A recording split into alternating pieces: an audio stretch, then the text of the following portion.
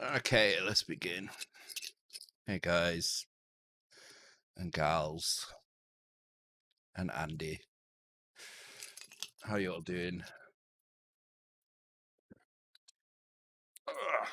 Cider open. Cheers, guys.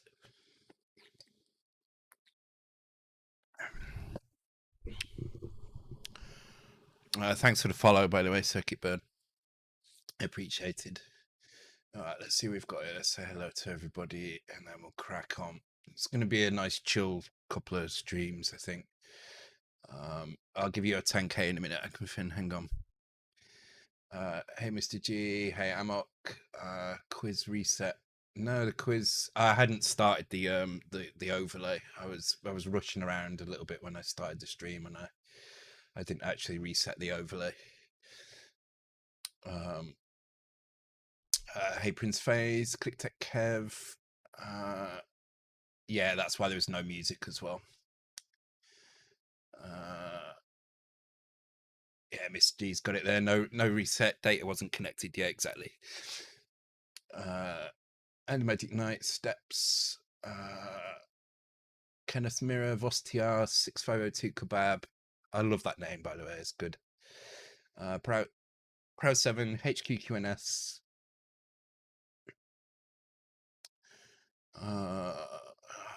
Did I say Amok? I think I did say Amok, but hello again, Amok.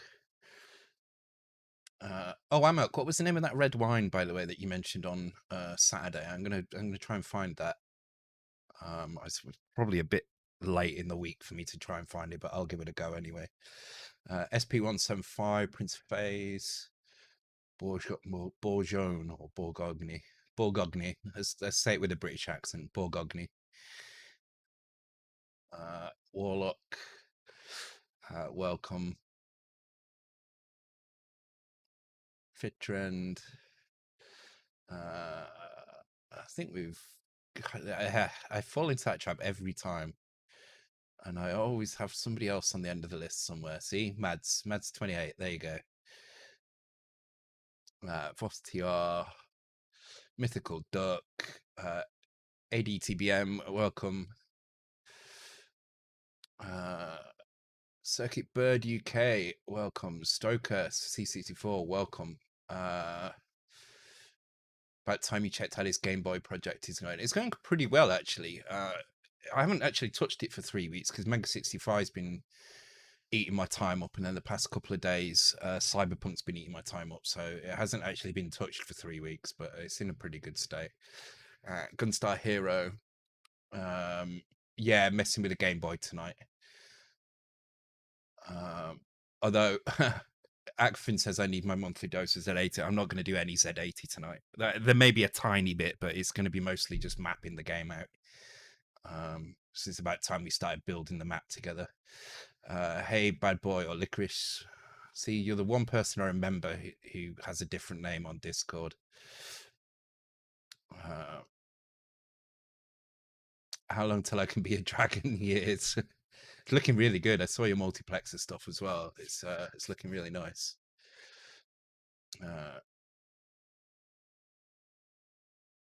Hey Shannon, just saw your last update about Raiden.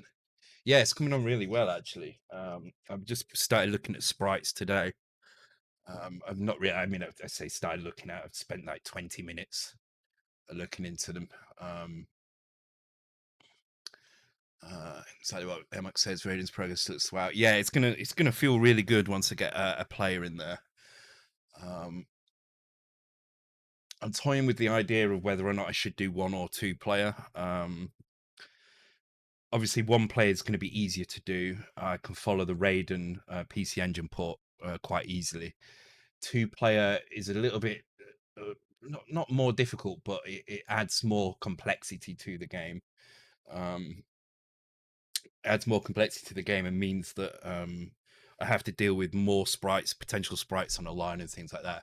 And for the sake of maybe the 1 or 2 people that may play it in multiplayer, it might not be worth it. So I'll have to have a think. But yeah, welcome guys, welcome everybody. Hope you're doing well. So yeah, let's go over a few little things first.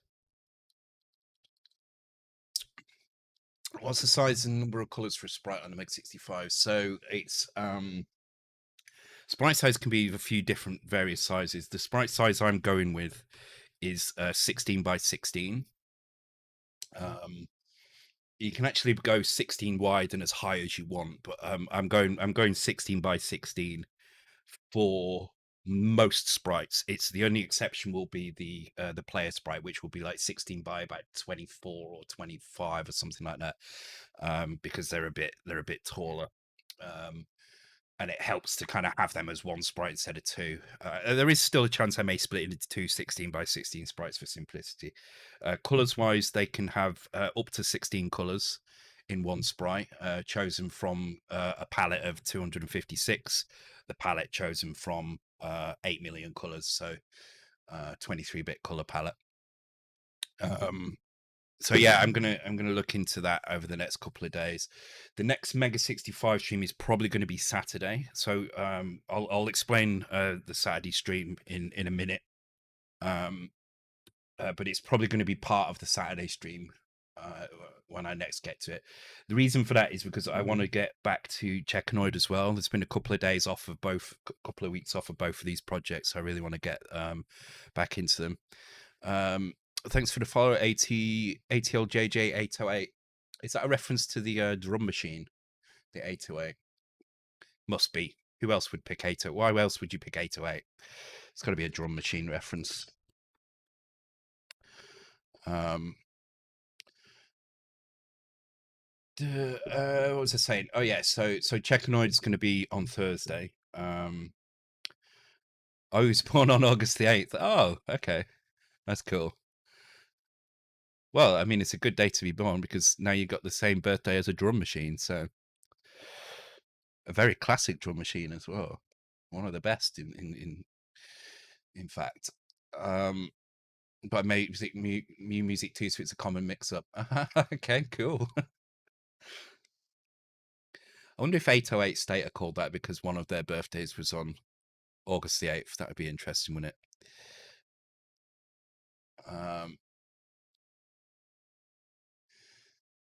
So yeah, so Thursday we're going to do Checkanoid because I want to carry on with that. I feel like I've got a pretty good pace on that, and there is still a lot to do. So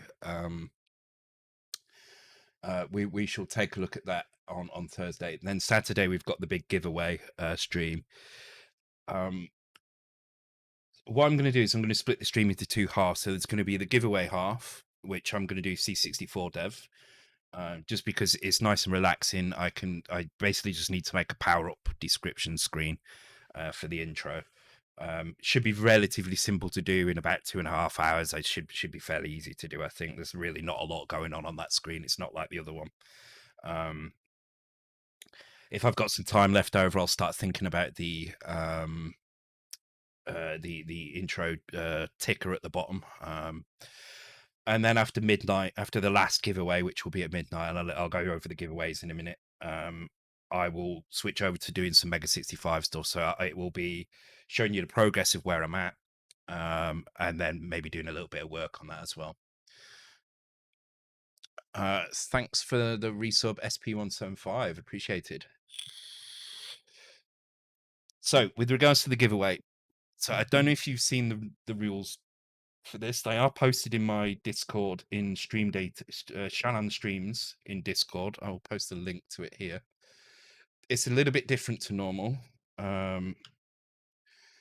Normally we do this with channel points to give stream regulars an advantage, but that actually disadvantages newcomers, and I don't want to disadvantage newcomers at all. So what we're going to do instead is we're going to use shimmer shillings. So first of all, save your shimmer shillings. Make sure you've got at least 22,500 shimmer shillings on Saturday. All the gambling, with the exception of the quiz, I will leave the quiz on, but the quiz will run at half-an-hour intervals instead of 15-minute intervals. All the other gambling, so gambles, duels, roulette, things like that, they'll all be turned off for the duration of the stream, or until the last gamble's gone through. Thanks for the host as well, Fistmaster, appreciated. So make sure you got 22,500 points. That will allow you to buy 15 tickets. The tickets will be 1,500 shimmer shillings each, which should give a newcomer who's never been on the stream before enough chance to be able to buy one, maybe even two tickets if they sub or follow, and if they sub, follow, host, or if they do everything possible, they may be able to buy two tickets. It also means that they can, if they want, join in the quizzes. So there'll be a bit of competition in the quiz with enough points available in one or two correct answers to buy enough tickets. So there is incentive there as well to win on the quiz. And in the races as well. But as I say, I'll be slowing those down to half an hour intervals. Speaking of which, let me give you your 10,000 points and start the quiz. There will be no 10,000 point giveaway as well at the beginning. So you've got 10,000 now. You will get another 10,000 on Thursday. If you want to enter, I suggest holding on to 22,500 shimmer shillings, and that will give you the best chances of winning. Oh, I typed the wrong thing, didn't I? Here we go.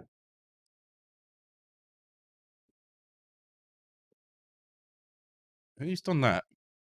Fistmaster.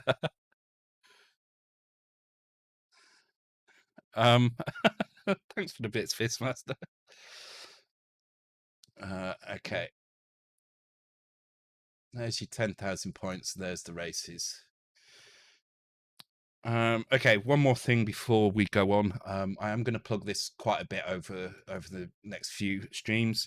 The itch competition is kind of heating up. We've got quite a few entries now. We're up to 4 entries, and 13 people have joined it. So that's this here. You can also find that with the Itchmas command. Oh no, that's the Christmas. Okay, there's a Christmas bundle as well, and thank you guys. The Christmas bundle is helping to pay for the Pi 400s as well. So thank you to everybody who's bought that already. I need to make one for the competition, but the competition details are here. But it's looking good. We've got lots of people entering this, so it's looking pretty good. You've still got 3.5 months to enter this. If you have any questions or you're unsure whether or not to enter, please drop by the Discord. Ask away. The instructions are also in Italian down here. Thanks to Prince Faze for getting that translated for me. For those Italian listeners. But yeah, thanks guys for those who have entered.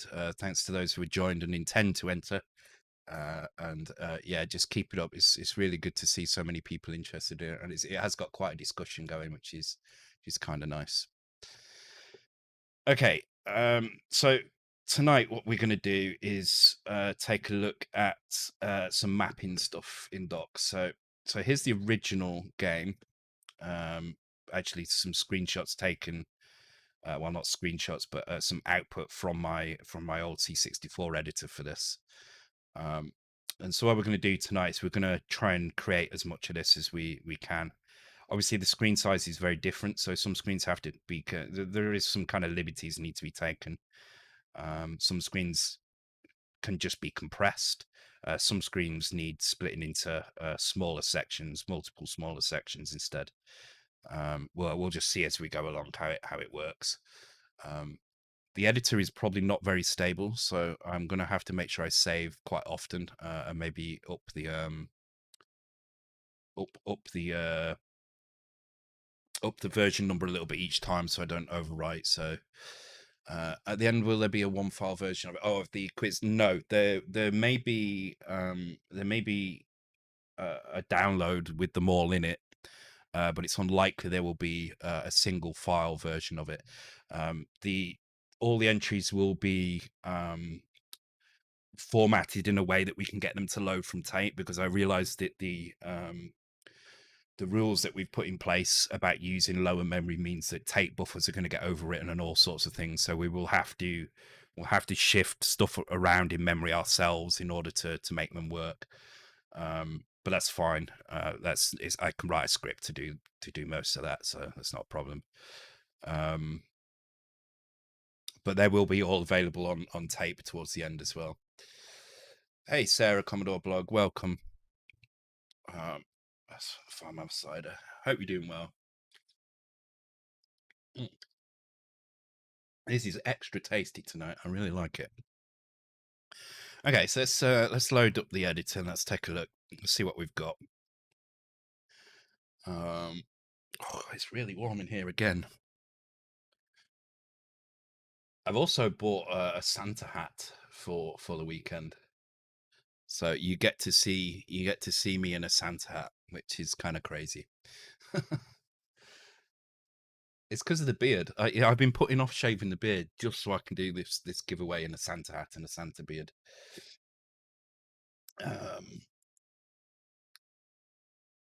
Things I do for the craft.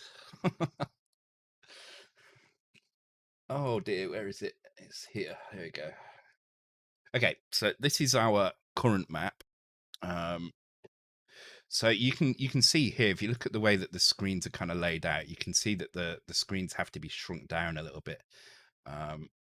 So here is, can I move that around like this? Yeah, I can. Whoops. So here's the initial screen. You can see it's a bit thinner. It has to be trimmed down.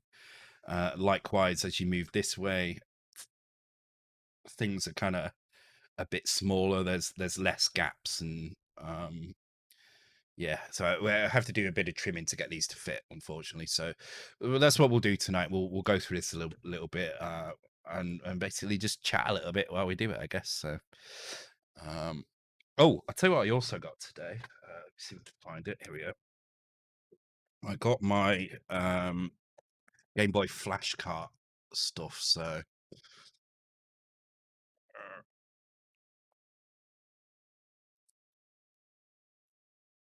yes, some Okura speech to keep saying ho ho ho. No, you just need to keep the beard. It's white enough already. Yeah. So I don't know if you can see that. It's not very interesting, to be fair. But this is a GBX flash cart. And so what that lets me do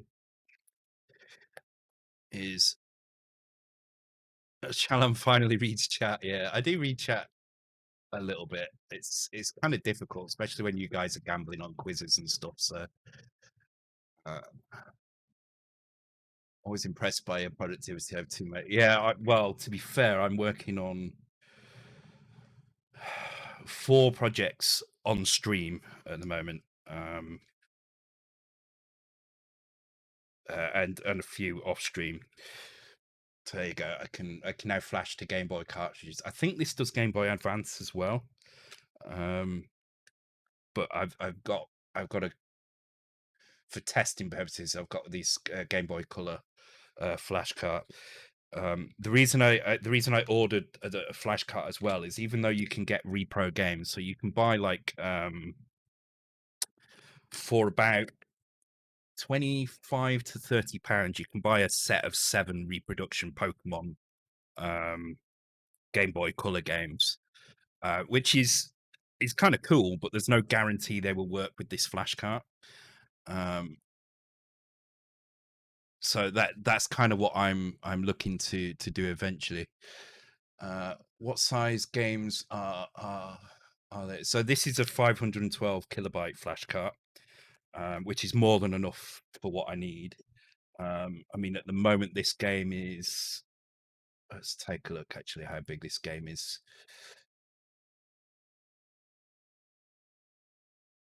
64K at the moment, so it's unlikely to get much bigger than that. 128K at the most, I would say. So definitely it will fit on the cartridge.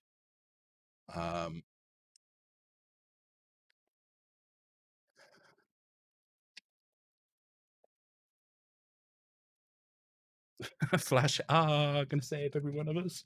Yeah, so we can maybe have a go at that actually as well later on. See if we can get that working, because that'd be kind of cool. I think I've got the GameCube set up, so I could stream it as well. I don't. Actually, let me put the Game Boy Advance on a charge, and then I can guarantee that. Oh, that's the wrong Game Boy Advance. That one. There we go.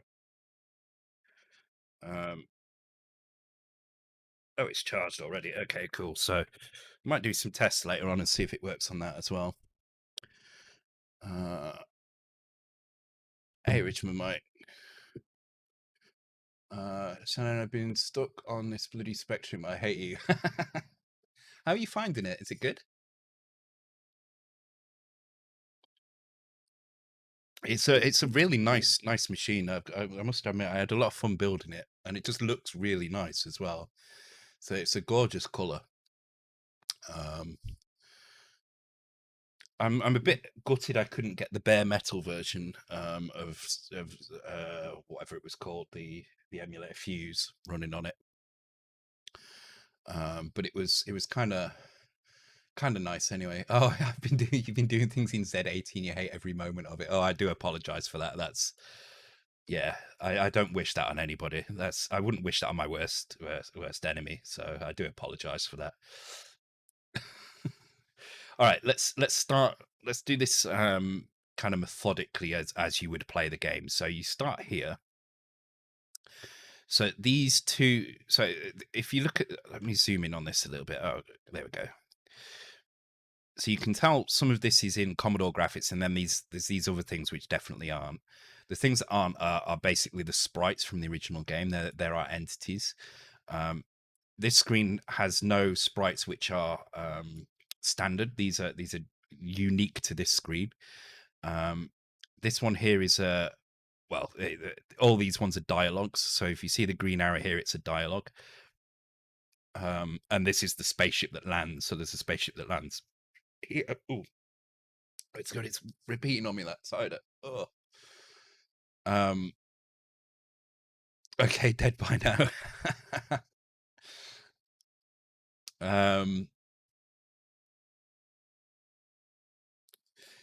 Yeah, so whenever you come back to this screen, it needs to draw the ship here. So there is a special sprite just to draw the ship here. The dialogue here, you can see on this bit here, this green dialogue here.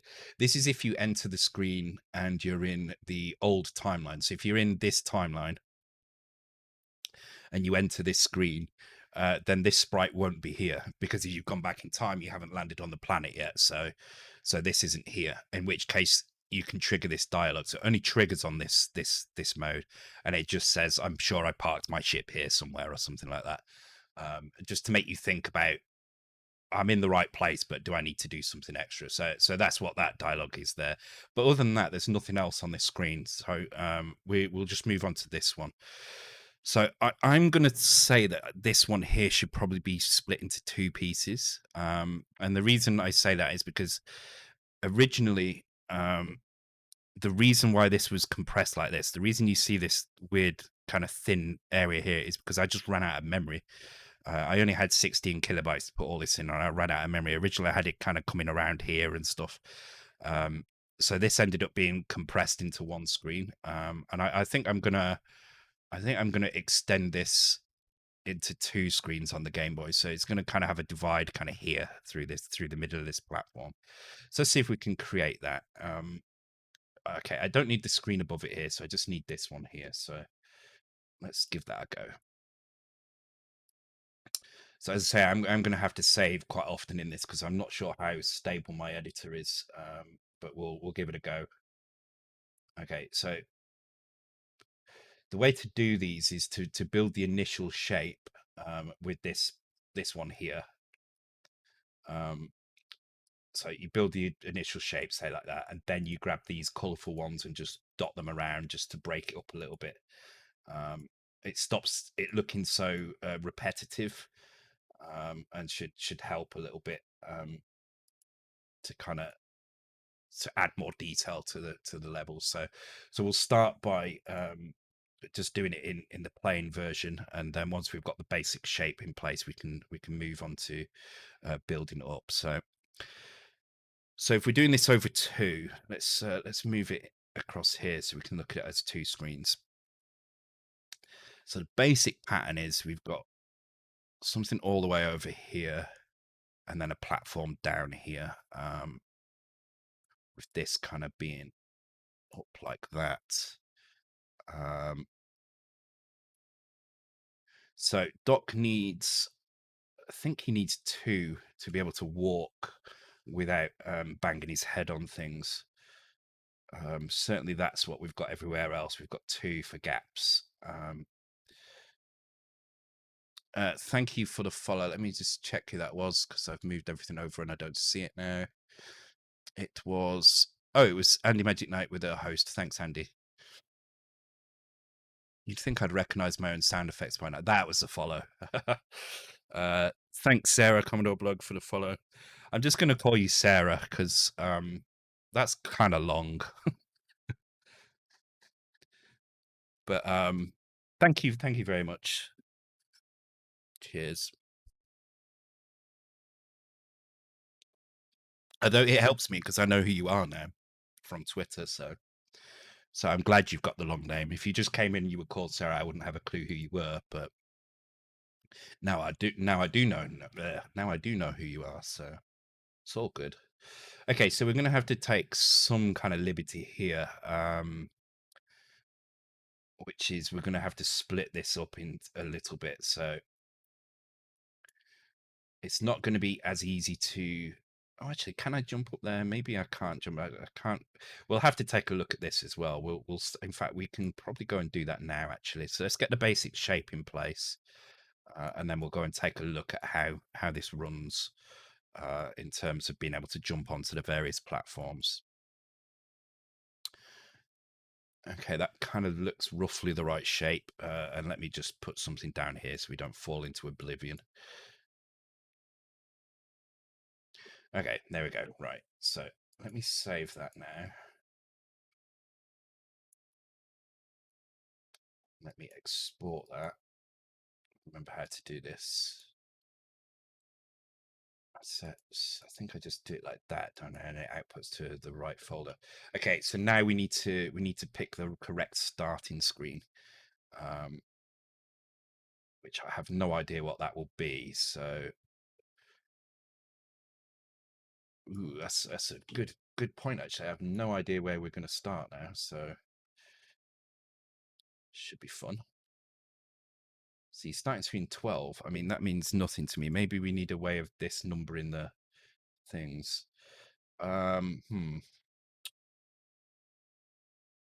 So we were up to here before. So this would be 0, 1, 2, 3, 4, 5, 6, 7, 8, 9, 10, 11, 12. No, I see it wouldn't be that, would it? So 2, 3, 4, 6, 7, 8, 9, 10. Okay, I have no idea. Let's just put 1 in and see what happens. I have no idea what's going to happen.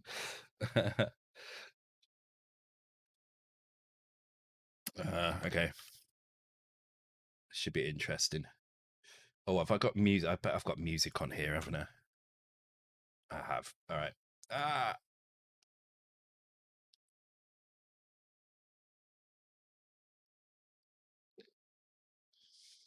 Okay, I just need to take that out of my ear a minute. It's not very good sounding music at the moment, but I need to turn the sound off. Is it just that one? Okay, there we go. Music has gone. Okay, so that put me like above it by 1. So let's see if I'm just trying to work out what that means in terms of maps. So that means that one there. Okay, so it is going this way. So 1, 2, 3, 4, 5, 6, 7, 8, 9, 10, 11. So let's try 11 and see if that puts me where I want to start. So 11 is, I'm just trying to find the initial screen. If I can find the initial screen, then we're good. I should also probably give myself lots of lives because I can die now as well. So, hey, there we go. Okay. So hopefully, oh, actually, maybe it needs to be. Oh, okay. So we probably can just go 1 high. I think that's fine. So if I zoom in again on this, I think we can maybe make this a bit smaller like that. So we'll make it so it thins out.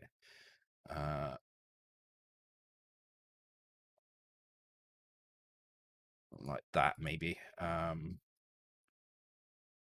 Just got to get a feel for how high things are, like how high I can jump and stuff. So I missed that. Who got that one? No one got that one. What was it? Well, you guessed Nebulous, Paradroid, Parallax, Paradroid 90, uh, Pandora.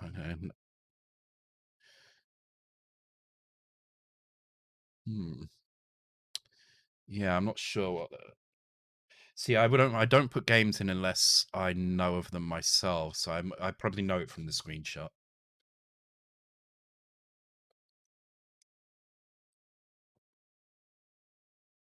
Parallax on foot looking one. I'd have to have a look through the screenshots.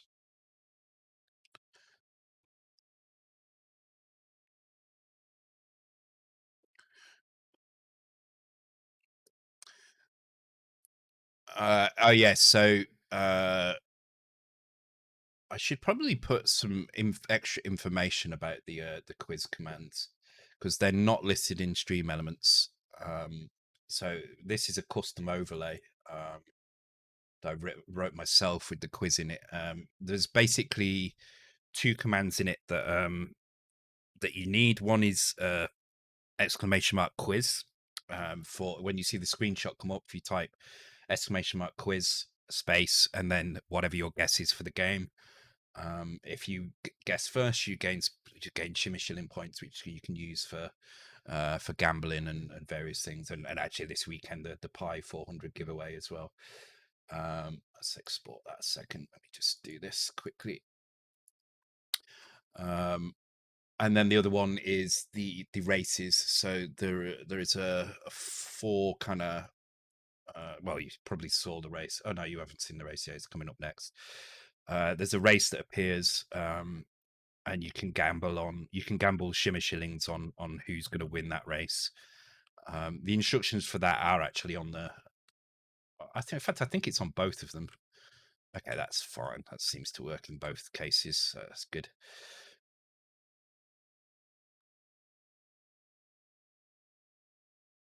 Yeah, that's fine. We can't jump up through that, can we? No, okay, that's good.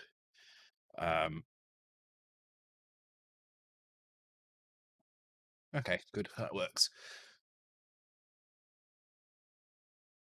So yeah, when those things come with you, you'll get it. Give it two or three quizzes and you'll get it. I mean, you probably get it from the last one, to be honest.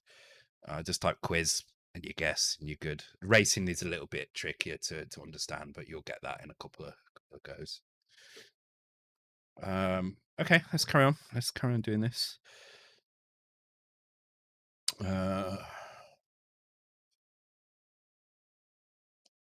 So yeah, I'm really excited about the giveaway. Actually, it's pretty cool. Uh, I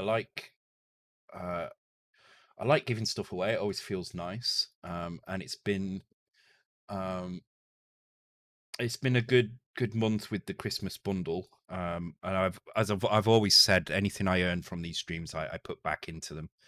Actually, I'm going to put. See, I need to put a blue door here somewhere and a red key. So I'm going to shuffle this a little bit. Yeah, so I always like to put stuff back into the streams. So when it's been a good month like this, and with it being Christmas, it made perfect sense to make it a Christmas giveaway. And you guys have made it super easy to do because you've been very generous this month. So thank you very very much for that. And congratulations in advance to whoever may end up winning the Pi 400 kits. They're beautiful, beautiful machines. I think whoever wins it's going to be very pleased. But yeah, I do really enjoy giving these things away. So I'm very happy that I am able to do that. I'll stick a red key there. Oh, that's not a red key. That's a door. How do I forgot how to add items. Ah, there we go. There we go. So now we've got the red key. Now, okay, so there's a few enemies we can add in here, like a drop that could go here. I think I'm going to add the drop in this bit. I think there is a bit cruel because it's going to be difficult. So I'm going to add the drop here. I am going to add this one here though, and then I'm going to fill in that area here. Oops, not with enemies though. That would be very unfair.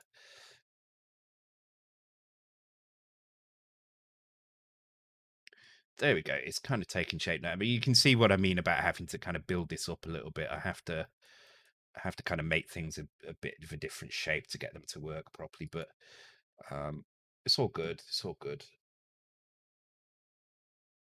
So this needs to be like a ground piece. Also, I need to make sure as well that I use the right pieces, because in the other mode, some things disappear, as you can see here on the bottom. So I need to make sure that I use the correct pieces for various things. But we'll go through kind of playing it all properly anyway. So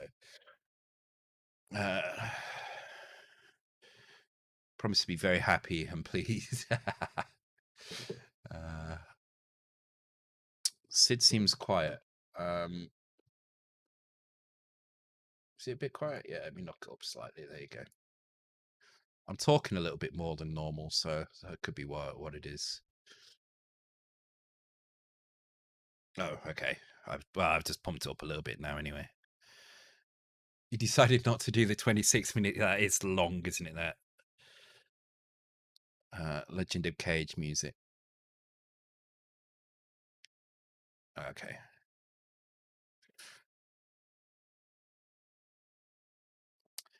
Okay. So this kind of looks okay for this screen. So let's just tidy the edges up a little bit, make it feel a bit kind of more randomized. So put some of these in. Oh, actually, let's do a corner piece up there. Do that as a.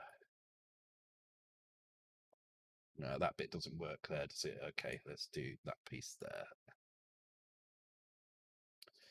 It's better. Yeah, that kind of feels about right. Need to put maybe a tiny piece in this corner here. Or move this up a little bit. Yeah, let's move that up a little bit. Thanks, Endo, for the follow. Appreciate it, man. I hope you're doing well. Not the follow, sorry, the resub.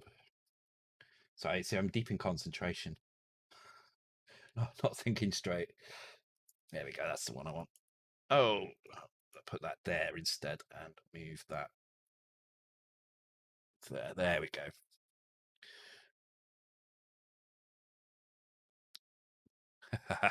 Tricked me with the turbo outro music.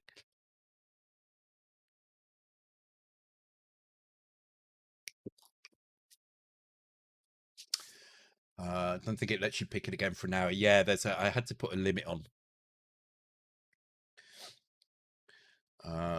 because it was getting abused with people picking the silly tunes like the Unentertainer and playing it several times in a row. Or it would have been like that. I think I managed to kind of prevent it before it happened, to be fair.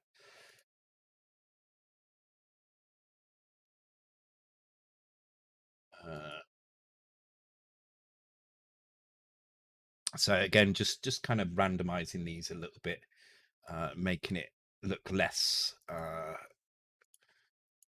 less kind of repetitive, and just trying to randomize it up a little bit. Kind of looks okay, I think. There's a bit more over here. Let's put some red over here, over this side. Oops. I've also got a little bit of room for more tiles and some stuff down here. So if I do need to make some more things, I've got some room for that.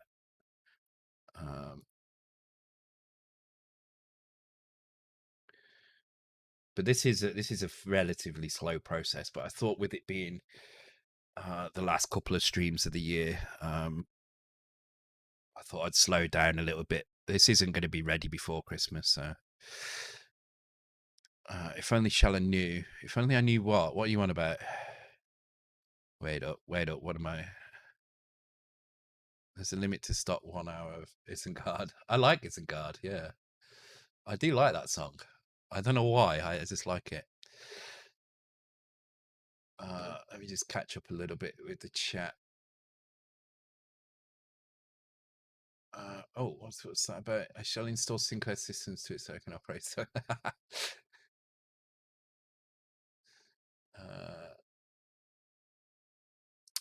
yeah, again, just a reminder to. Did that actually save your tune? Let's see if it saved that tune. Oh, I can't. Yeah, it did. Okay, cool.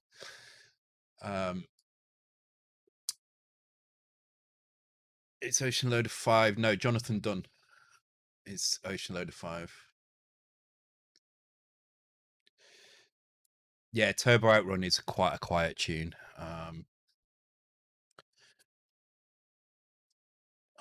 So that's why it's a bit quiet.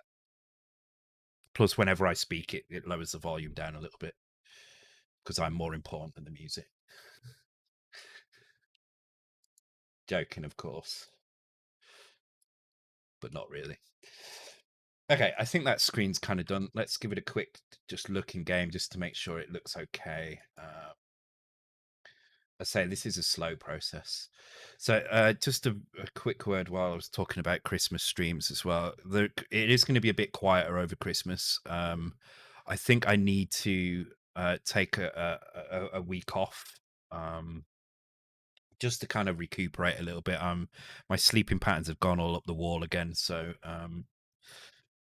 I think I'm going to use the Christmas break to kind of to recuperate a little bit and get some work done on stuff. So um, it's likely that Saturday may be the last stream until after Christmas, but I'm not going to guarantee that. I'm not going to commit to that yet. I may do one more stream before then.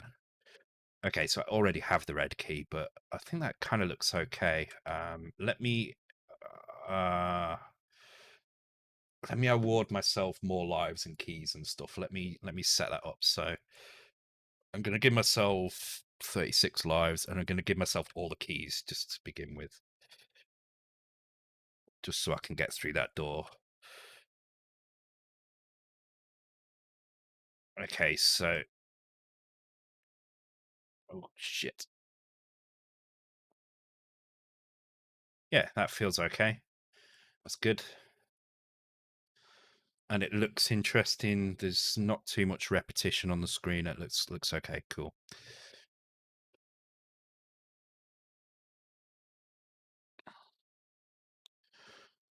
I thought we came here just for the SIDS. Oi.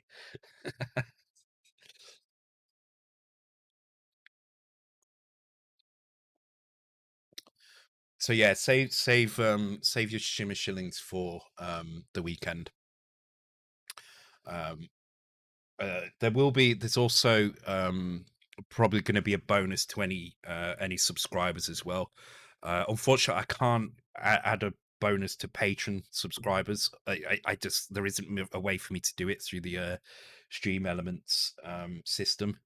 I can only do it for Twitch subscribers, which is a bit of a shame, but I basically want to give regular viewers a bigger chance of winning because I don't want to do a giveaway like I'm doing on Saturday where newcomers take all the prizes. I want the chances of newcomers. I want newcomers to have a chance to win, which is something they haven't had before. They've kind of been excluded, really. But I don't want it to be such that it's unfair on the regulars, the people who are in here week in, week out. So that is going to be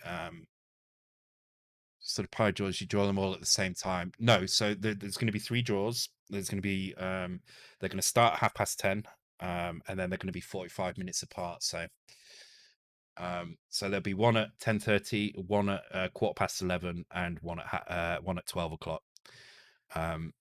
The reason for doing that is also to do with regulars as well. So you, as a regular, you have the best chance of winning in the earlier draws because in the earlier draws, less people are going to be able to enter them because they're not going to have the ticket money up front. Though the newcomers are going to have their best chance of winning in the midnight draw because they'll be able to save.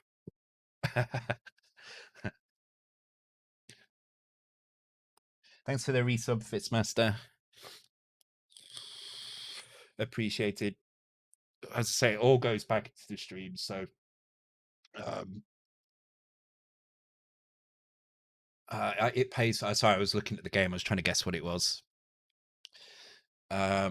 It all pays for these prizes and the other little things that go into making these streams. So microphone equipment and stuff like that. And of course alcohol as well. My weekend wine is always paid for. Oh, it reminds me, I need to order a bottle of that wine. I shall do that when I take a break, maybe. Wine, wine, wine. Are you trying to do the command wine? I haven't set it up tonight.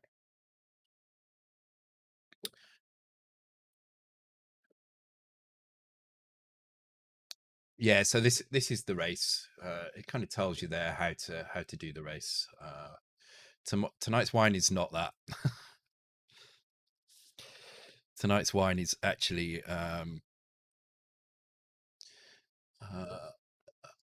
tonight's wine is actually cider.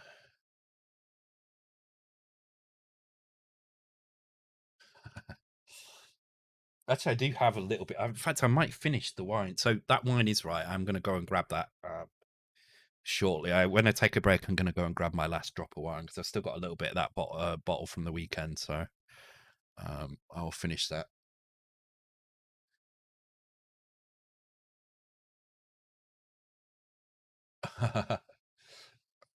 Starting on beer, now on wine. My careers are going downhill fast. See, wine brings mine up to scratch. To be honest, I don't know why. Wine helps me code better for some reason. It makes absolutely no sense, but that's just the way it is. It just seems to work for me.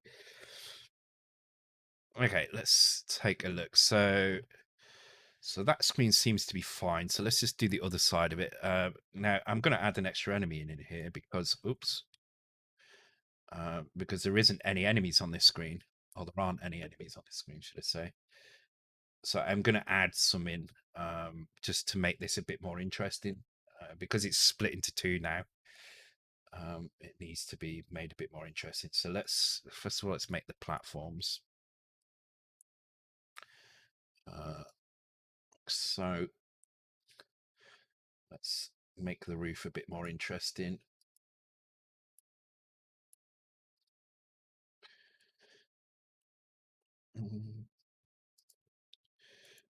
I'm not a huge level designer. I used to do mapping for Half-Life and Wolfenstein and Unreal. Just hobby mapping. I wasn't professional or anything, but I enjoyed doing that. That was kind of cool, but it was a bit different doing that. This is a bit more intricate, I think, because you have to everything has to look visually great in one screen. You can't like with a Half-Life map, you're just looking at a very small portion of it at any one time. So and you can kind of base it on reality in Half-Life maps and stuff. You can't do that in these. They just have to look pretty. And that's kind of hard to get right, I think. I'm always amazed when I see some of the stuff people do on the C64 with the limited kind of character set and stuff. It's really impressive. I don't know how they do that. It takes me hours and hours and hours to even come close to that. I mean, Doc 2 is looking pretty good, but the amount of time that's been spent on those maps is definitely out of proportion. I don't know why I'm doing this one down here. I don't need to do this yet. I'm going to leave that one blank. In fact, the only reason I'm doing this screen is so that it flows from this one a little bit, from this one here. You don't actually get to go on this screen until much later on anyway. So there's really no need for me to be doing this one yet, but I'm going to do it anyway just to fill it in. Okay, I think that's kind of all right. Okay, this probably needs to be a bit less square here. Same with this one here, actually. It should probably be a little bit less square. So if I put this up there, that's okay, cool. Let's do the same here. Let's make that curved up into the corner, maybe. Yeah, that looks okay.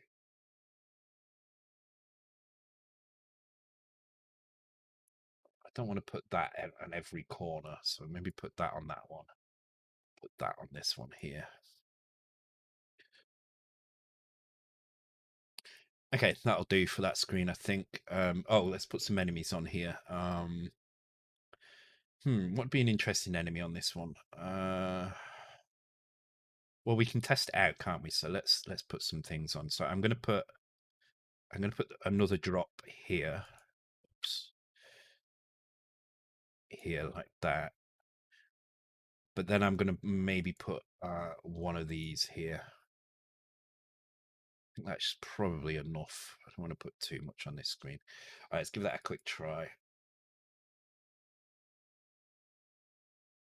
Save it before it crashes as well. Let's go up to the next version. I know I have source control and I shouldn't need to do that, but it's just easier.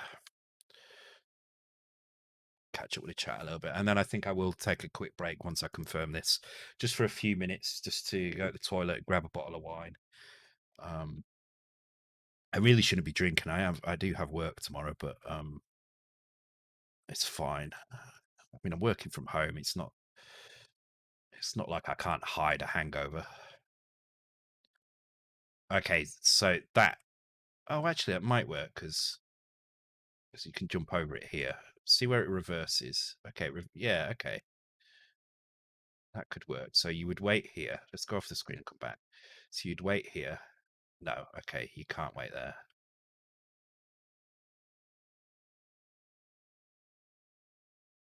Oh, you can wait there. Okay. But you have to wait right at the edge. I don't like that. That's a bit too much. But then again, you're not coming this way. You're coming the other way normally. So you're coming from this side over here. So let me get over there. You're coming from this way.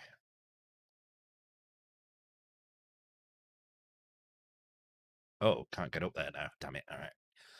So let me just move. Let me move this over. Let's do that from this side instead. Just in case you are going that way, and then you've got enough time to run and jump over, I think. It's a bit of humper stuff. So this is becoming a common a common theme of this channel, I think. Who's picked this? Acmafin's secret love for Finnish humper music. Oops. Saw someone installed a complete Amiga setup in one. Very cool. In the Pi 400.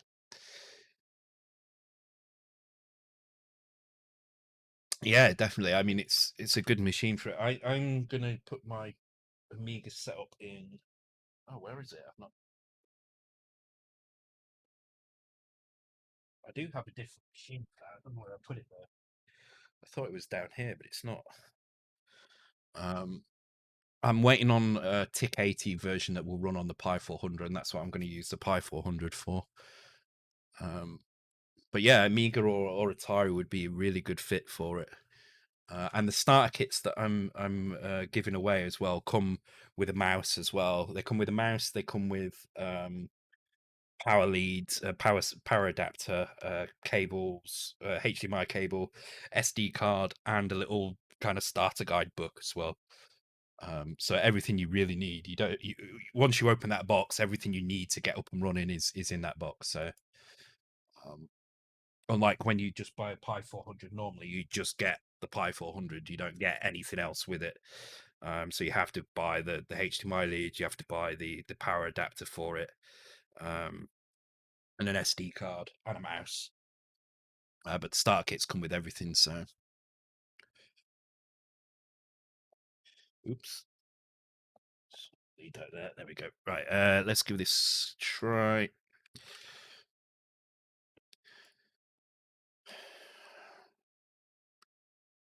Oh, I shouldn't be in that mode. I should be in this one. Okay. So what I'm trying to do here is just confirm that I can get over this if I go that way, I can. Cool. And drop straight down there. Okay, that's fine. Okay, so I'm happy with that side now. So now we're going to work on this side. So we've got the red key there. So let's start putting the keys in properly. So let's get rid of all the keys. And we'll start putting them in. All right, I'm going to take a quick break. I'll be 2 or 3 minutes. I shall leave the quiz on. I could not have timed it better because this tune is annoying. And I shall be back in. Yeah, I'll be back. I need to go quickly before this tune winds me up. I'll be back in 5 minutes, guys. Be right back.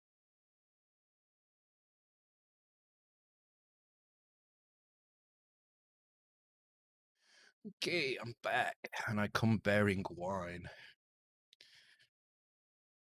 Oh wow, we got that one. Mythical duck. Wow, that was quick. That was very quick.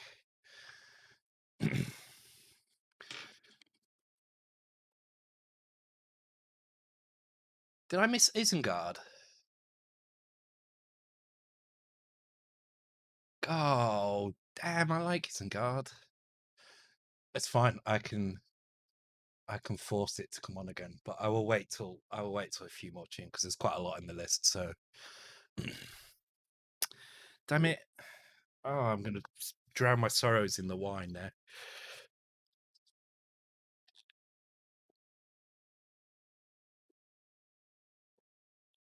I think there's only probably a glass in here.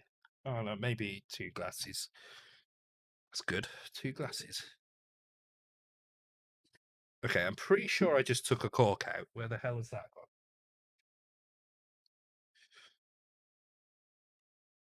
There we go.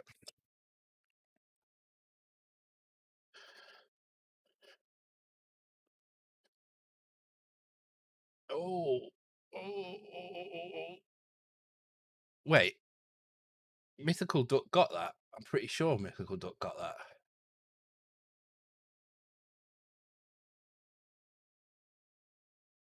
Oh, because you'd already answered. Unfortunate. Okay, let me stop the break as well. I forgot to stop it.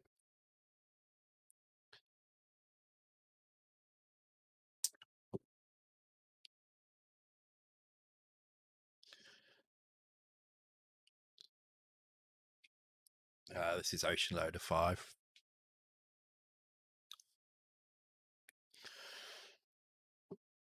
Okay, let's work on this side now.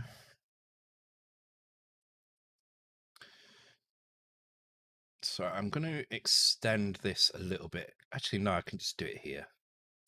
So I need a red door here. Oops.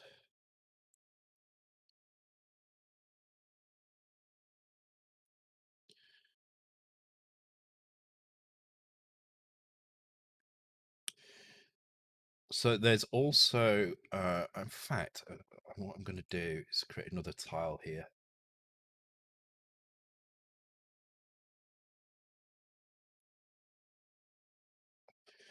Just lets me move the door over a little bit. There we go.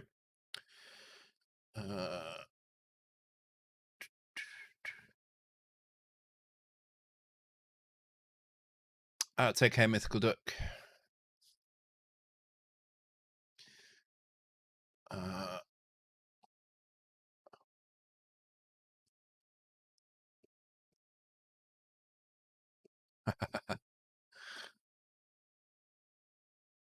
Mr. Ace. Just take care with those shimmer shillings, shimmer shillings as well. Make sure that they you do have a bit left. Thank you. I'm glad you like it. It was something I needed something to kind of to give the viewers something to Shollings, yeah, the viewers to gamble on.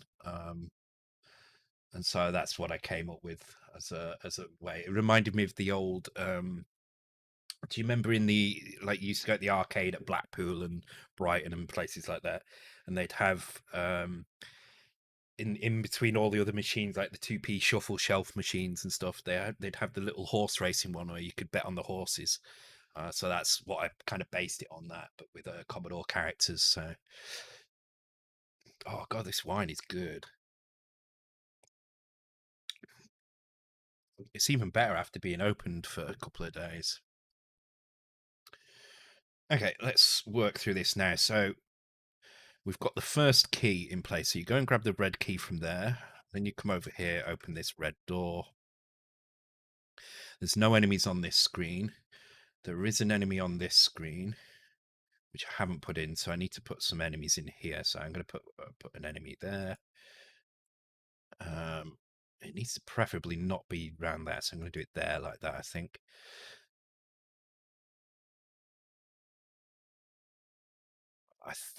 I'm not sure how it works with. Oh, actually, it probably doesn't matter because of the green on each one. But I'm pretty sure this changes priority to appear behind and then in front of things. But I don't think it will matter on these. What's this editor? No, this is something custom I made specifically for this game. Because I needed a way to be able to do all the things that I need to do in docs. So being able to swap tile sets, for instance, to turn certain things off. Oh, incidentally, I need to turn those. Oh no, the torches are probably fine. Yeah, okay, that's fine.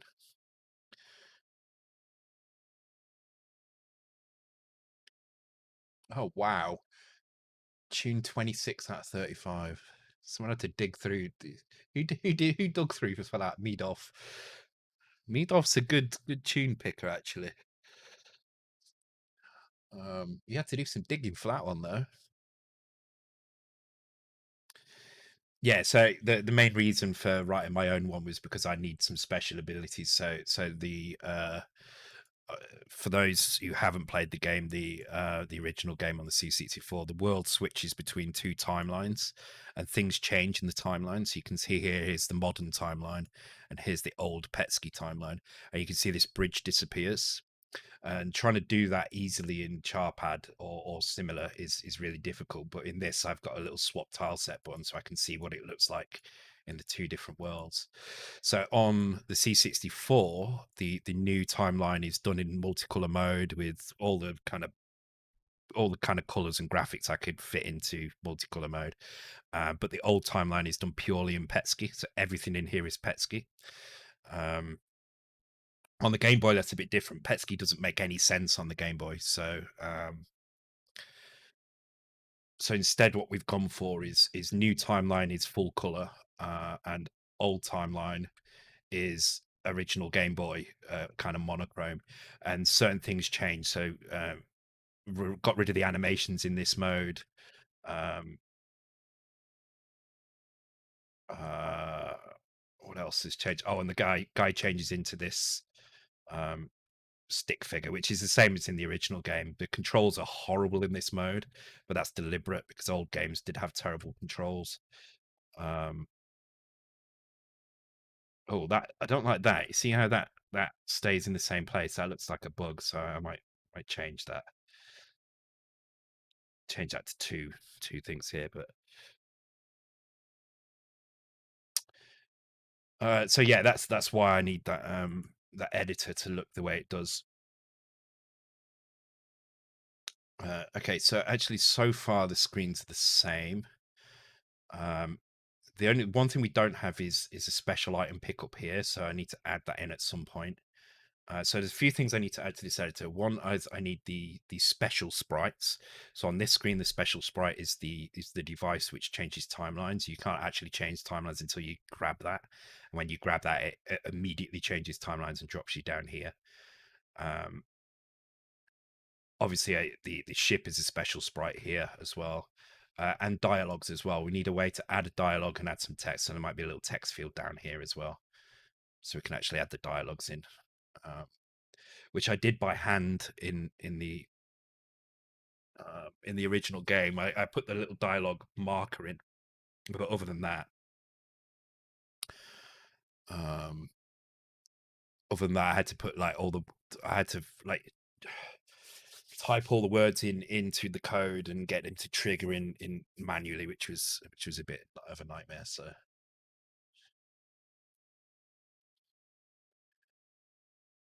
Okay, so first of all, I want to move this over. I'm not sure if I can. Oh yeah, I can copy paste. Here we go. So if I do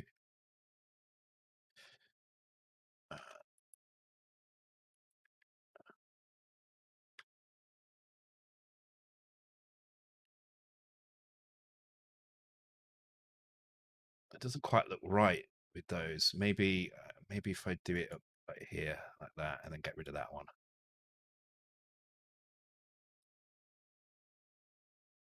Oh, yeah, that looks kind of a bit better. I just want to make sure that if I switch to the next screen over here, that this is not in the exact same place it is here, which looks weird. That should do that. Or the other thing I can maybe do, in fact, let's try this way first. Whoops. Is if I just move these to the center, like, oops. Let me get rid of that first. Copy paste mode is terrible, by the way. It's just this whole application is kind of awful.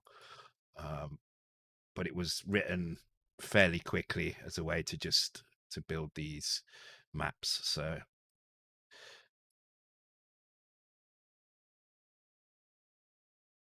hopefully I can just paste that there. No, okay, let's try this way. There we go. That'll do. Yeah, that makes that stand out a bit better. Okay, so I need to get rid of the keys now because these keys should not be here on this part. And I need to put some enemies in. Okay. So you drop down through here. And there is an enemy in this area. It's one of these bird things, but I need to make sure it's kind of out of the way. So I'm going to put it kind of I'm going to put it here because then I don't think you'll hit it straight away. Because you're going to drop from this point here down. Or should it be this point down? Yeah, I'll do this one here. So that's right in the middle of the bridge is where you're going to drop. So that's why I'm going to test whether that's in the right place.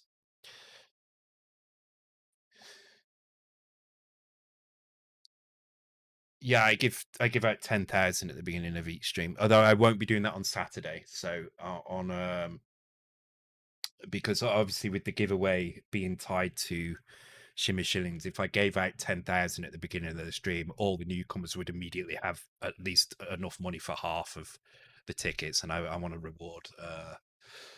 I want to reward the regulars. The other method to do it, of course, would also to be to up the ticket price to say 5,000, and give like 20 tickets. So, but then all of a sudden you've got like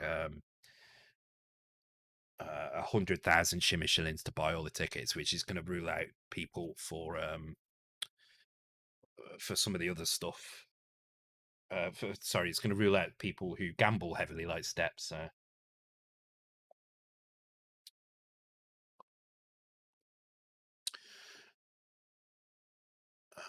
Anyone with the name Commodore should be given 10,000.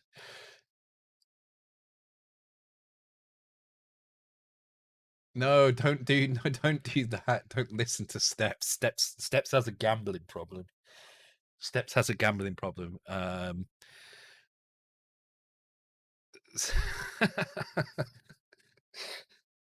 So Steps has been here since day one. By all rights, he should have millions of Shimmer Shillings by now. He should be, I mean, the top people have what, a million and a half, 2 million, or something like that. But he is almost always at zero. So don't listen to him. He will tell you he's got systems. He will tell you he will tell you what you should and shouldn't bet on. Oops. There we go. God, this wine is good. This wine is really good. He is he is a terrible, terrible gambler.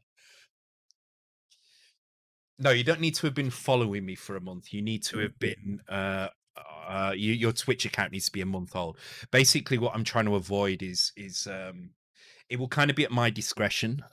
So, for instance, somebody like I don't know, somebody who I know by name, somebody like Sarah, for instance, right? I know her from Twitter. Um, there's no doubt in my mind if Sarah was to win it that's not a duplicate account. Okay, so the 1 month old account is to avoid duplicate accounts. So somebody called Fred1025 wins and his account is 2 days old, then I'm going to suspect that it's a duplicate account. Whereas if say Bitmapsoft wins, then I kind of know, and their account's only 2 days old, then I kind of know that they're, I know who that is. I know it's unlikely to be a duplicate thing. So I don't know how old your account is, Sarah, but you should be able to take. I'm happy for you to take part. I can't. It would be the whole point of that rule is to avoid duplicate accounts. So let's have a look. Yeah, I mean your account's over a year old anyway, so it's fine. The follow rule is just you just need to be following me. It doesn't matter how long you've been following me for. It's just that the account needs to be a month old. So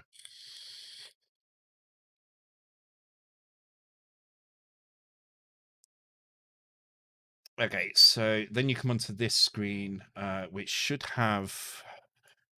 Let's have a look. Okay, so there's a green key on this screen. Okay, so we need to put a green key over here somewhere.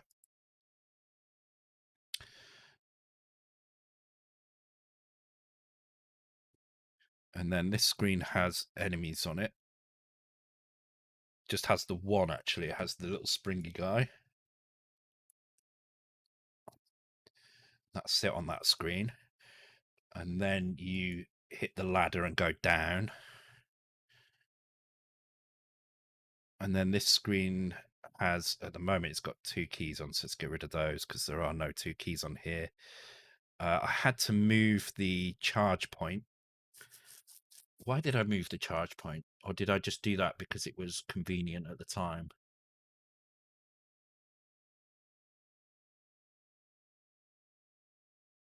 Well, let's play that through. Actually, let's have a look. So what I need to make sure of is on this screen down here. If you want to recharge, you would come back and jump up here, but on here it might not be possible. I may have to change this around a little bit, but let's try jumping up here and stuff and see if it works. I am going to put an enemy in here because there is one there, and just see if this whole screen kind of works. So I should have 30 something live, so it should be fairly easy to do. Let's go for it. I do apologize if anybody was looking for Z80 coding tonight. There really isn't going to be a lot of it. But this has been needed to be done for a while, so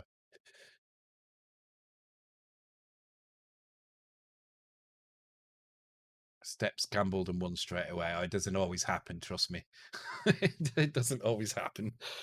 Quite often he loses it all. Okay, so we're going to get the red key, which opens the red door here. And then we can start our mission. We should maybe put... No, let's not put an enemy. Let's keep it true to the original. Okay, so I said it was going to be here is where you're going to change.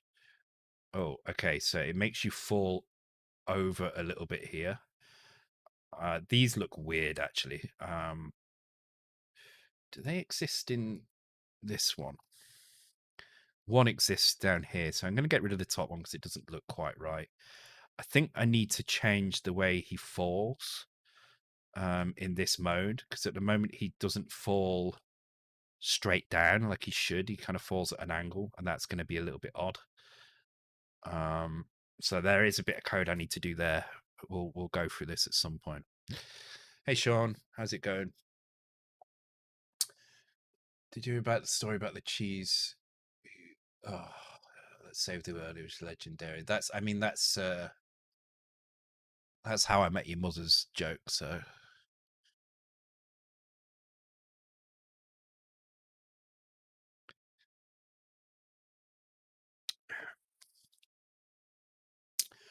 okay, let's.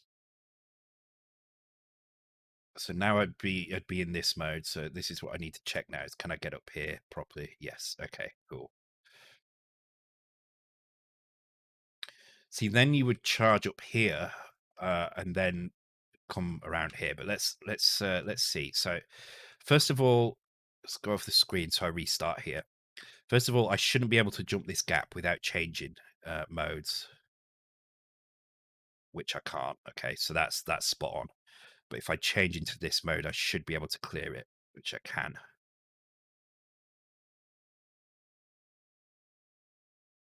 I can see the problem here, which is if I'm in this mode, say I'm stuck in this mode and I've got no power left, there is no way up there.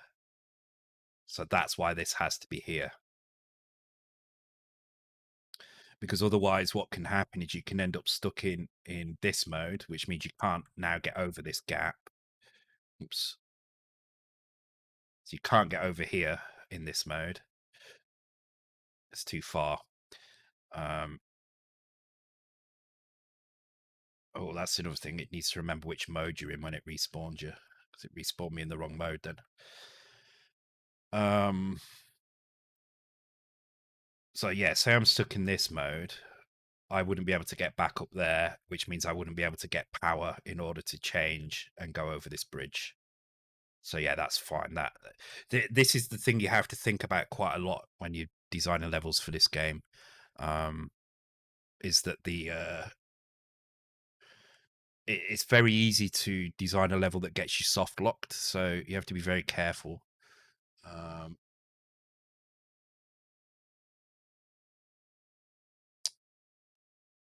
Did you make a Game Boy Color assembly emulator and assembly? No, this is BGB. No, I wouldn't try and do that. That's insane. I actually don't know. I mean, I understand the Game Boy a bit now after making game for it, but I don't think I know enough to make an emulator for it. Okay, let's have a look on here. So I think this is kind of fine. I can get up there, I think. Let me just try. Oops. No. Crap, now I need power. Oh, actually, see, now I'm stuck over here. See, now I am stuck. Oh, no, I'm not, because I'm in this mode. Oh, no, okay, yeah. So if you're in that mode, you can go back. Okay, so this is a bug.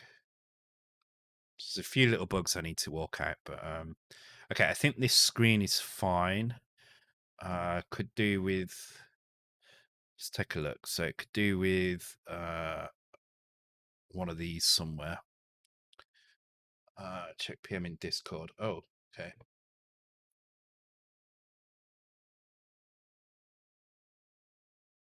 Oh yeah, good point. Yeah, so just to confirm, just to confirm the question Andy had there, if somebody does win the giveaway, so say you win the first giveaway at 10:30, you become you can't win any other giveaway for the rest of the night. So in other words, you're not going to be able to win 3 Pi 400s if you just happen to be super lucky. Your name may come up a second time because I don't think I have a way of removing it from the draw. But if your name comes up a second time, it will just be skipped. We'll just skip it and pick another one.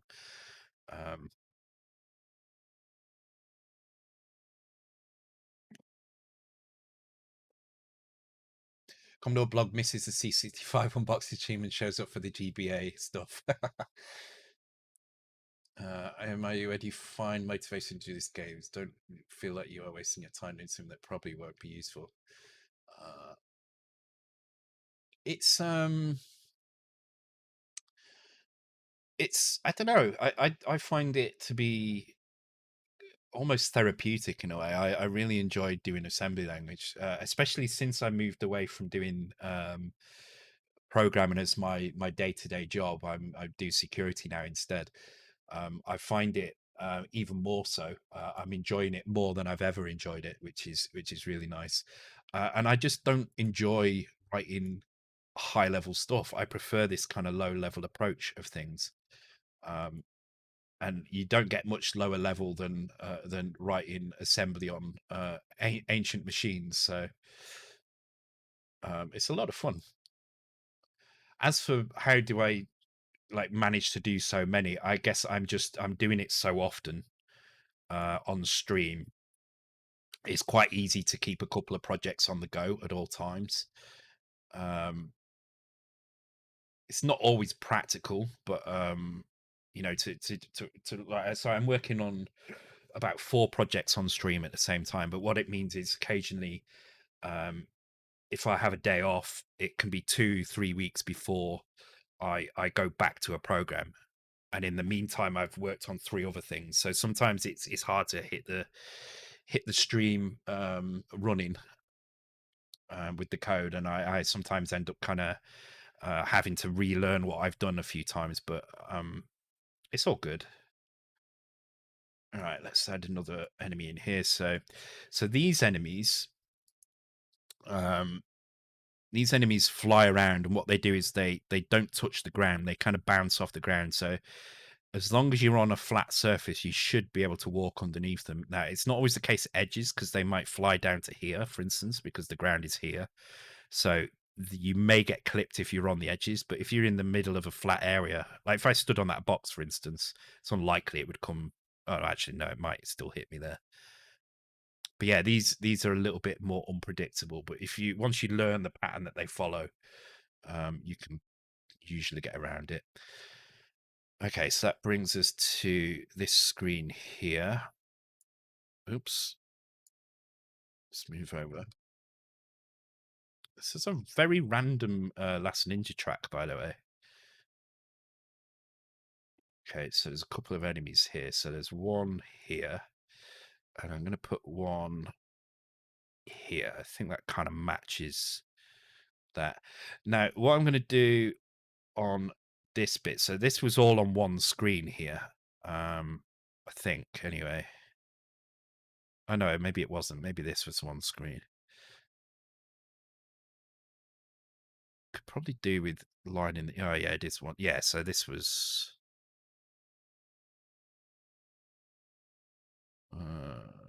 yeah, that was one screen. So this is actually fairly close. I do need to tidy up the top up here because it's looking a bit sorry, not tidy it up, kind of randomize it a little bit. It's looking a little bit sorry for itself, so let's do that.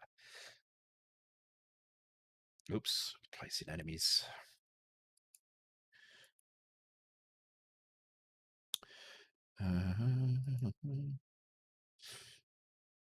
Stick some of these in a few places. There. Let's maybe put a little bit on that edge as well there.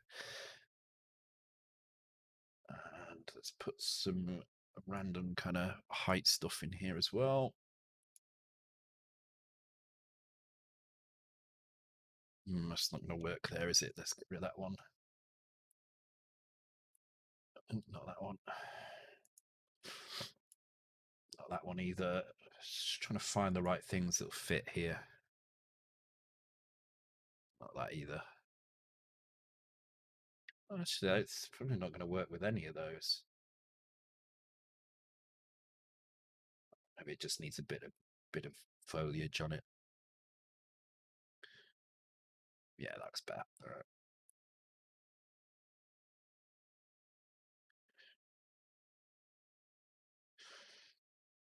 Trapdoor.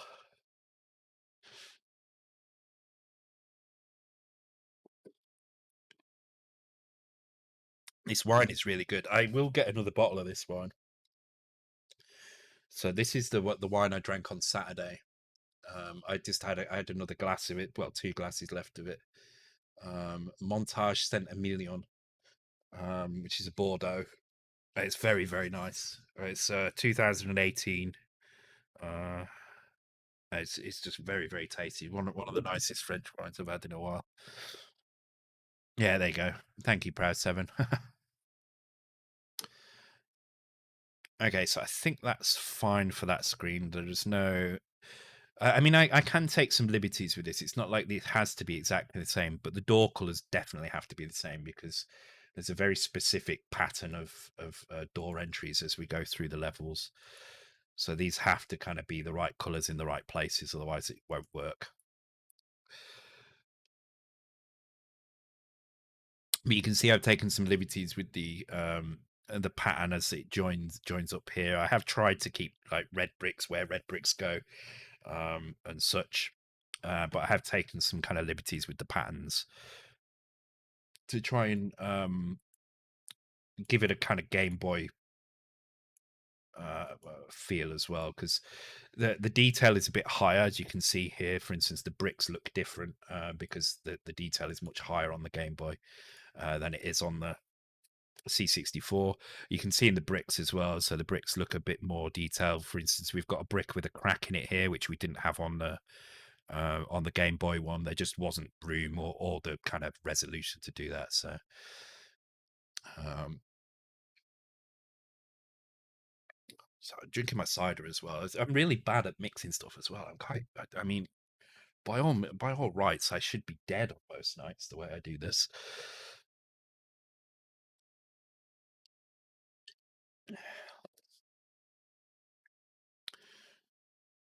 Um,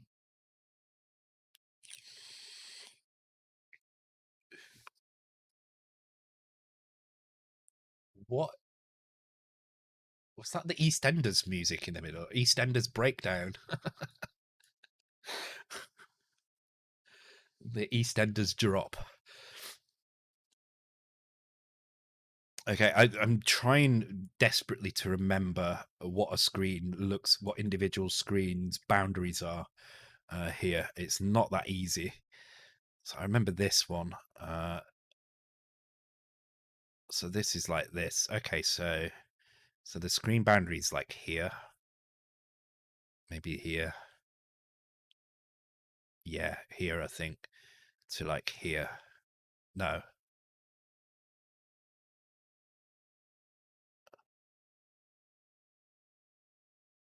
Uh, yeah, it's here, isn't it? That's the screen boundary from there over to here. Wow, the screens are massive on the seat. Yeah, they actually are massive. Do you know what I'm going to do? I'm going to make the window the width of a screen, and then it should be easy to. I could also load it up in the original editor as well. That's probably an easier way of doing this. But there you go. I can see it a bit easier now. So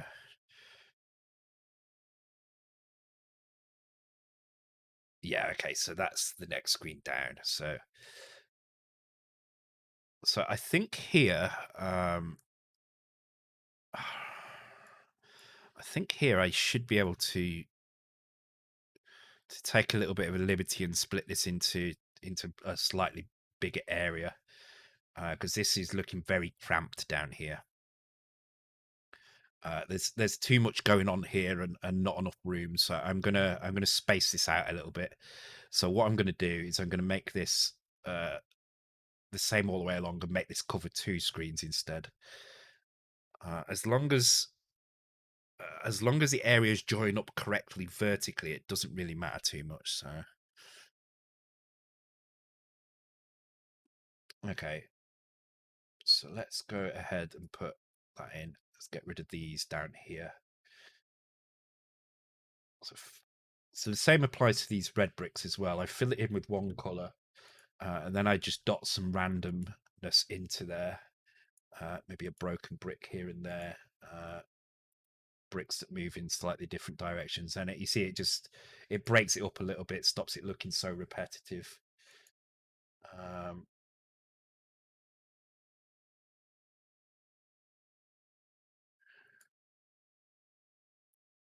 there you go. So it doesn't look quite as repetitive now. I don't know why that is there, so I'm going to get rid of that. And that is kind of this screen, but we do need to put the ladder in. So we don't have a ladder on here, but there is a ladder that moves down. It's actually this ladder here. So we'll put that ladder in now. And we need a control panel down here as well. So let's put the control panel in. I'm going to put that. I'm going to put that on the edge of the screen here. I think that's a fair enough place to put it. It doesn't necessarily need. Actually, no. Let's put it there. I think that might be okay. Then it's kind of just a little bit away from the ladder. Okay, I need to swap tile sets. Oh, the ladder's already in there. Okay, cool. So, okay, so the ladder's there. That's good. Um, I'm considering dropping these in the second tile set. I'm not sure they're needed. Um,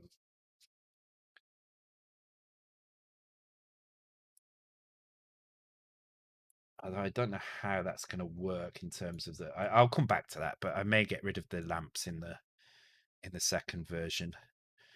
Do I need to make this higher or lower? No, it should be fine. All right, let's do the shape of the second half.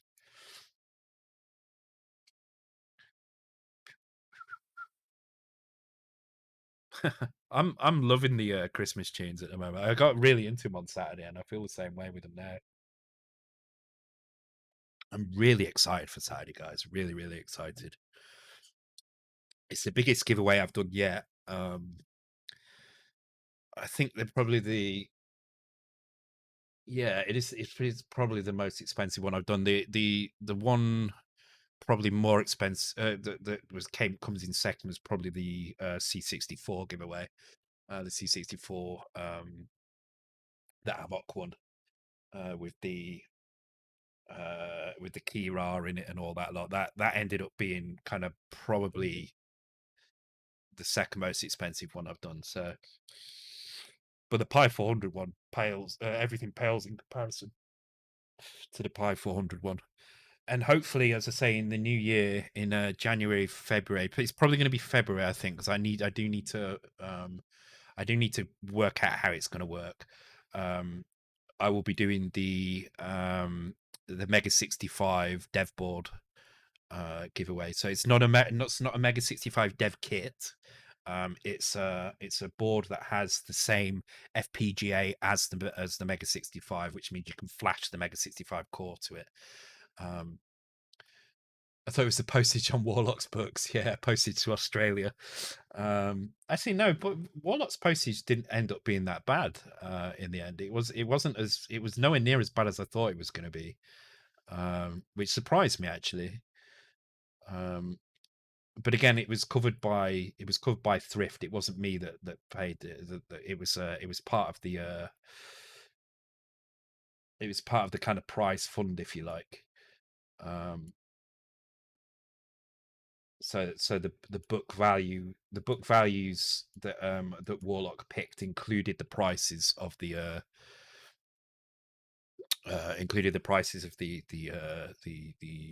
postage as well. So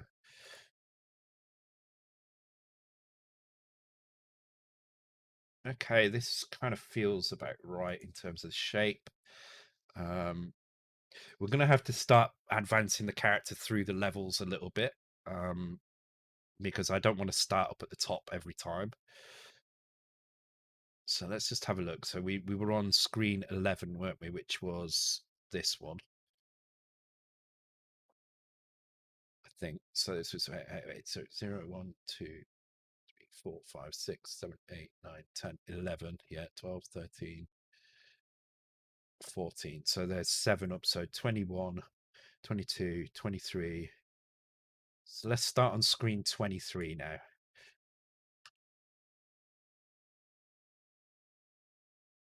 And I need to start with a green key, which I think is that. I'm going to start with all the keys to begin with. And well, no, let's start with the green. The green should be enough.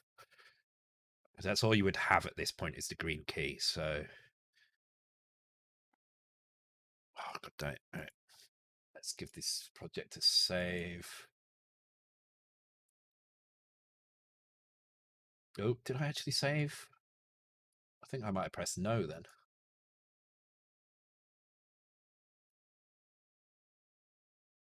It's the postman.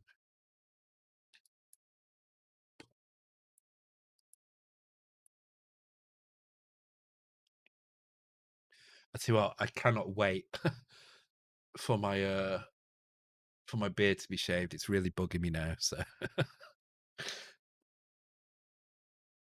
doing it all in the name of looking like Santa. That's the only reason I'm doing it. I did order as well, but they screwed up. I did order a T-shirt with the Santa's kind of trim and buttons and belt on it, but they screwed up and instead they sent me a red T-shirt with a Santa face on it. So I'm not going to quite look as much Santa as I wanted to, but leave the pirate beard. Oh no, it's too. Ugh. It at least needs trimming. It's very. I may leave it over Christmas, but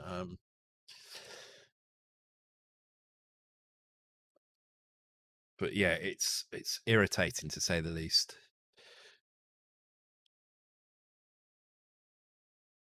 Okay, so those enemies are kind of working, which is roughly how I want them to work. I think the timings on them is a bit slow, actually. I think they need to move more often. Oh, yeah, so normally you would come to here. Ah, yeah, see, there we go. If I stand here, this guy won't hit me. But if I stand on the edge there, he might clip me. So I have to stand here to avoid being hit by the flying guy. Okay, cool. So we've got a green key. So we would come to here. Then we would go down here. And then I just want to see. So yeah, this kind of it feels a bit different, but it's fine. So this gap I shouldn't be able to get over without the other mode. Oh, maybe I can though. Oh, you can just about get over.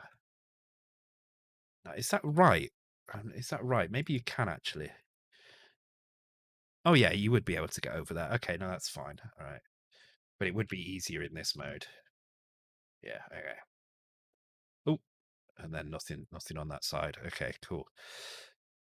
All right, let's decorate these screens a little bit. So I think this kind of feels all right down here. The decoration's fine on this screen. There does need to be the little flying dude flying around, so I'm going to put him.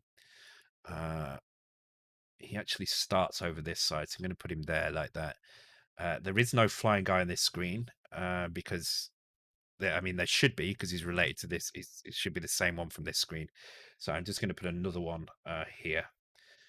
Just to make things a little bit awkward for you as you go into this screen.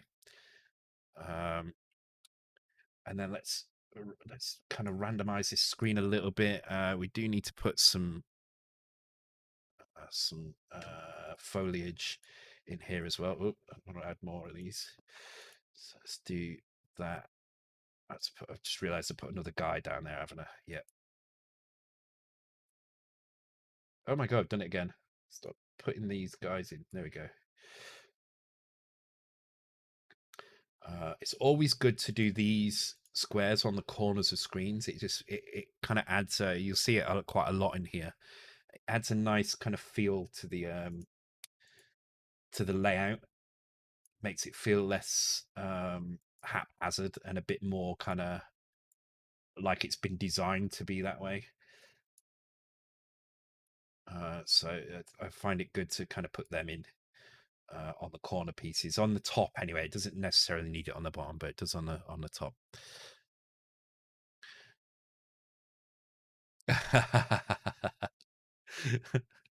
Steps trying to tempt you into a gambling lifestyle.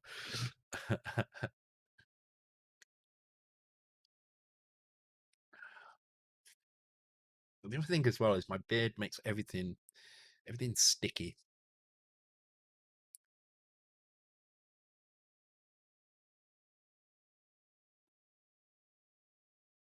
An old cardboard specky box.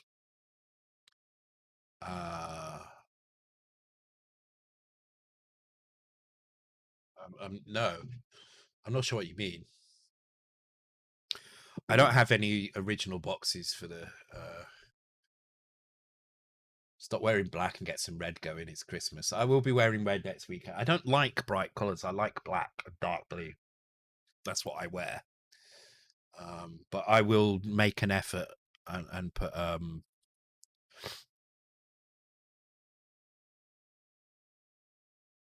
Oh, she's referring to Stets being a gambling addict. Yes, I will make an effort and go with the red next week.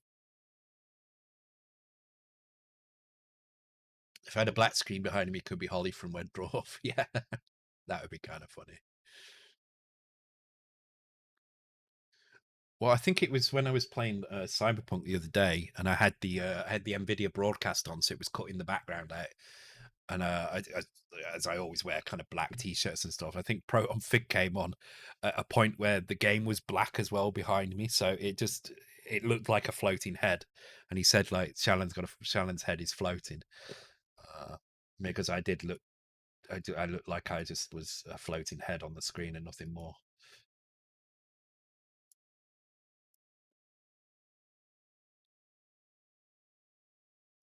Okay, so there's a bit of randomness up there with those. Let's put a little bit more in here.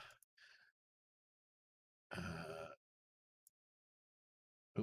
that's the wrong one. Hit that one. I think we probably need another torch in the middle here somewhere. There's probably a good spot, so let's do that. So that's kind of fine for that screen. So let's move on to this one. Okay, I've just noticed something we don't have in the tile set, so I'm going to have to create a piece in the tile set for this, which is this girder up here. So that's fine. Do that. So let's just work out where this goes to. So that comes from about here, maybe roughly like that, and leads up to there. I'm going to try and fit this into one screen roughly. Oh, actually, no. Well, let's try and draw it. Let's see how it works. So, just taking this as a pattern, just to draw the kind of outline first. Oops, turn that off. Okay, so we have that, and then we have a gap. Now, the gap is a gap you have to be in. You have to be in the right mode for, so it has to be 3 across. Oh, maybe this will work just about. Actually, if I do that, yeah, I think I need some new tiles in here. Looking at this, I don't think I have quite enough of the things I need. So firstly, I need one of these that sticks out on its own. So let's just add a new tile in here. Add this up here like that. Palette wise, this needs to be that one, I believe. I don't think that there. Well, there's 2 here, isn't there? I can't remember which one is the. Cannot for the life of me remember which one is the flickering palette or not. I think it might actually be number 2, so I'm going to move to 4 instead. There's one of the palettes flickers for the background, so I'll have to check this to make sure it's the right one. It might not be the right one. So then that would be like that, and then that would be like that.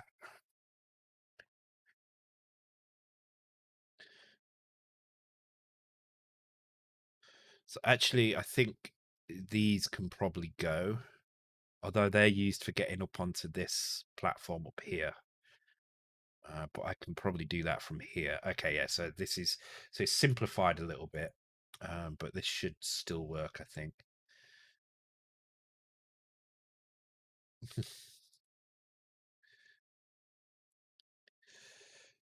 So I was hoping to get onto Parasol Stars this year, but it's looking like it's going to be next year before we start that. But hopefully not too far into next year. We're very very close to the end now with Pick a Mix. So we will get onto it soon.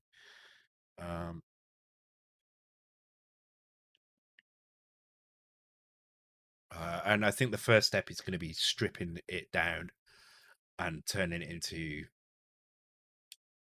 new, like more modern code in terms of what my coding style is like now as to compared to when I started Parasol Stars, which is like almost 2 years ago now, over 2 years in fact. Right, that's my wine gone, so I'm down to a last bottle of cider now. So I need to make this last an hour or so. Oops, sorry, keep punching the mic. God, bloody beard is really getting on my nerves. It's proper white at the bottom there.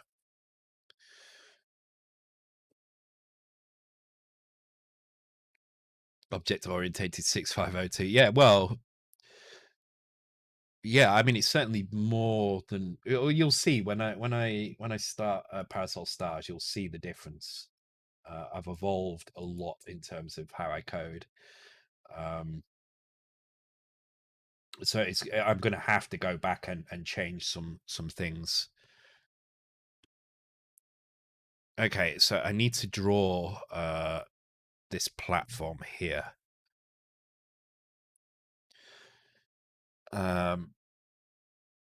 Which I think is done in one tile, so I can fit it into one tile. Yeah, it is one tile, isn't it? All right, so but it means I'm going to have to use some of this space here that I'm not using yet. So just make sure that there is a blank area. Yeah, so I'm going to use this block here to draw it, and I'm going to put it into here. So let's add the tiles in now.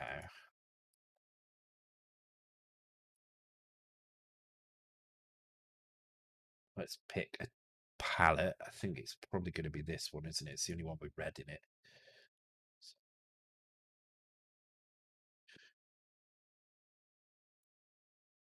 Right, before I start now, I'm going to save the project because I know there's some bugs in this that cause it to crash while I'm drawing. So let's have a go. Right, so let's get the basic outline in place. So we've got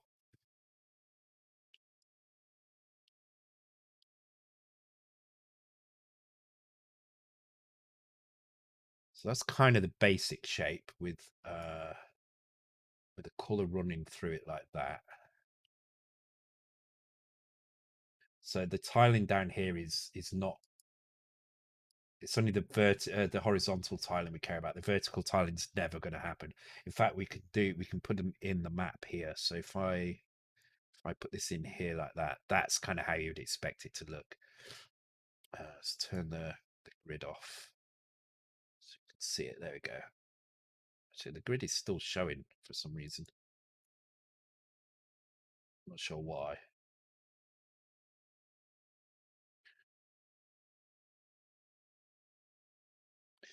It'd be cool to have the oscilloscope out, but I think there's no. Yeah, I did consider doing that. The problem is the player that's playing this music now is not. It is from DeepSid, but it's not DeepSid itself that's playing the music. It's just I've just co-opted the JavaScript code that plays it in DeepSid and put it in my own page. So I don't actually have the oscilloscope view. I could probably build it, but I don't know where I'd put it. I mean, it could maybe fit it. It was underneath, like down here, basically where the quiz label is. Just underneath there, could have a very mini oscilloscope under there, maybe. But or even behind the behind that whole panel. But yeah, it's one for later anyway. One of the things I might do on my kind of week and a bit off over Christmas is update some things. So for a start, the quiz, I need to come up with a new quiz that involves some other platforms. Hey, Dude Donuts, welcome to the stream, dude. So I don't know what I'm going to do for that. I've got some ideas of how I can do that. But yeah, I will have a think about maybe updating a few things in the overlay as well. So yeah, just to reiterate, the stream on Saturday is probably going to be the last one until after Christmas. It may be the last one of the year. I'm not sure yet.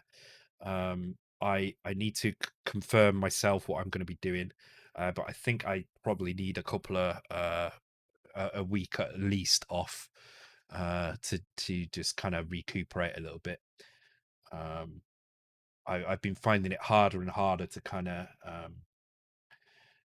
to carry on with things on the stream. So I just want to make sure that I feel 100%, and the best way for me to do that is to just get a bit of a rest. So, but what a way to end if Saturday does end up being the last stream of the year, then it will be certainly a good stream to end on.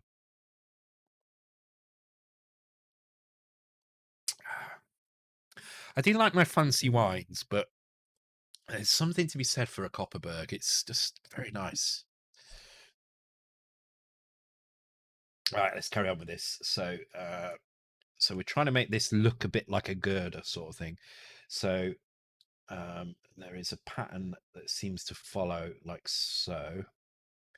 So if I just copy that all the way up, what do I get? Is that going to cross over? Is that going to... Oh, it kind of looks like it's going to cross over. So let's go with that. It sounds like Turrican music. It's not, though.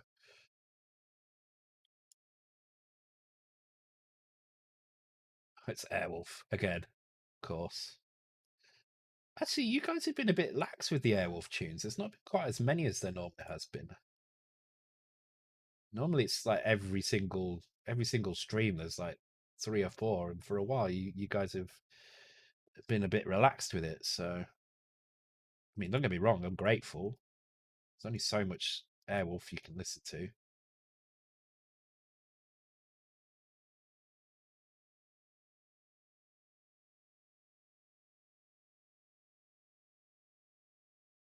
Why doesn't that look right? What's wrong there?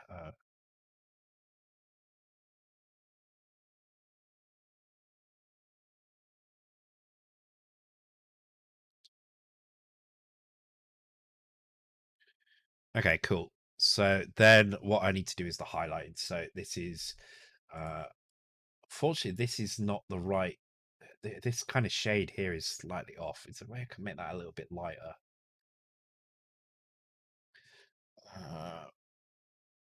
So that's too light. That is a grey. It kind of needs to be between those two.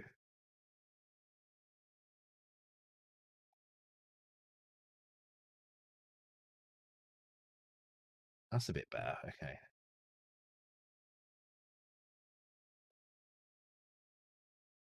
Okay, so the grey goes on this section here. So let's go from here down like that. Like so. I don't know why it's not on here. It technically should be on here as well. I'm going to add it in there because it definitely should be there. And then the brown goes on the bottom. So like so.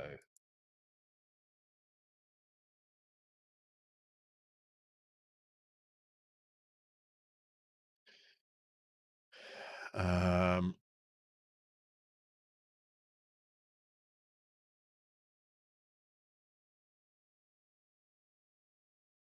thing is, it looks chunkier on the Game Boy for some reason.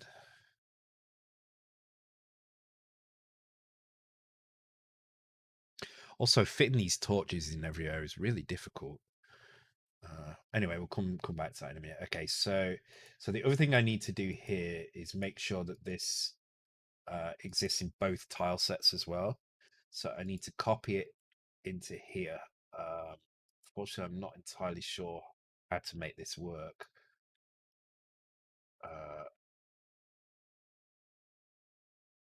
That didn't seem to do it though. So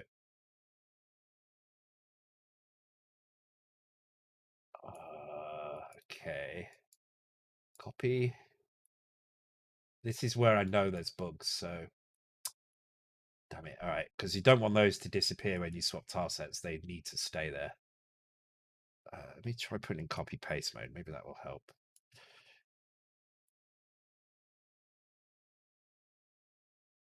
No, it's not working. Damn it. So if I copy this way, does it work?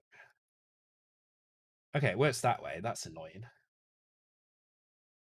Oh, damn it. That is very annoying because that means I really should have done it in the other tile set. It's fine. I can just recreate it. It's easy enough to recreate. Okay, damn it. All right. I mean, it's slow, but... Oh, and there we go. There's the crash. There's the crash I was looking for. Oh, damn it.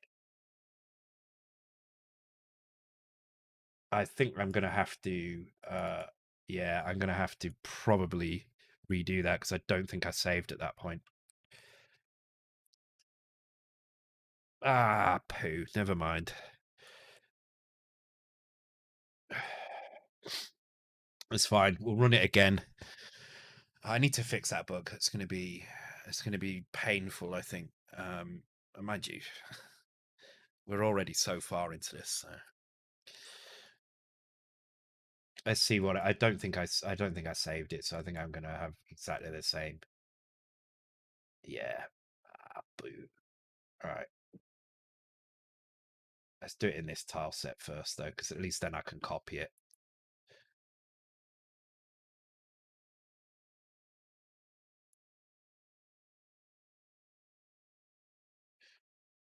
Oh, what? I can't edit in that tile set. That is... Oh, shit. That's really worrying. Okay, that might be a bug I need to fix. I'm not going to do that now, though. What I will do is I will draw it again in the old tile set. We'll just have to deal with it in the old tile set for now. In the new tile set, sorry. Man, that's okay. So at least I've got a reproducible bug to work with. So if I draw anything into the second tile set, it's going to break. Should have used Python. No. No. No. No. No. No. No. No. No. No. No. No. No. No. No. No.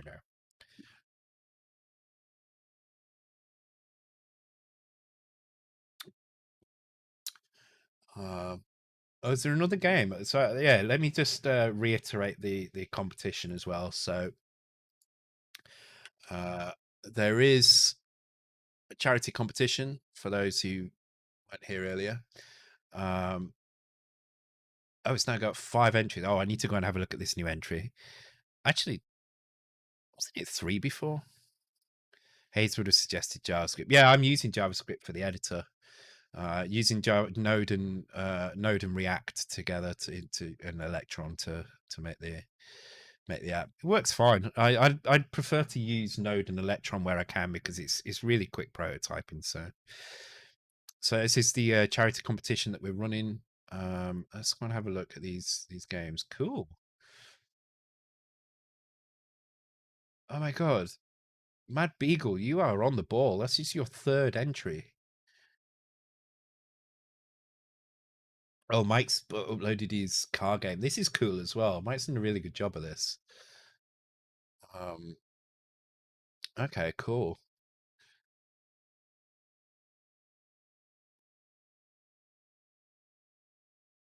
Man, this is I'm so excited by this competition. I'm dying to know what this is. Really dying to know what this is.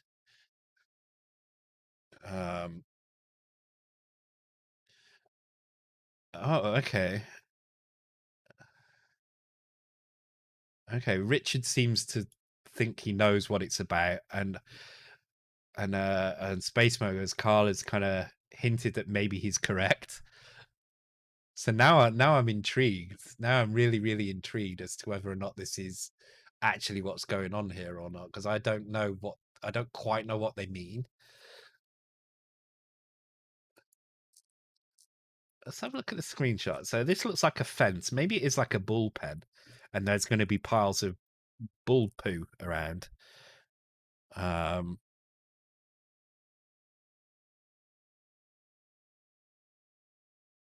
No Wolf is up there. No Wolf is not quite as annoying as unentertaining, which is truly awful. But this is looking good. I've got to say, this looks really nice for 4K. Well, 4K is being generous because I don't think anybody's going to hit exactly 4K, but this is looking really good. I got some custom graphics in there.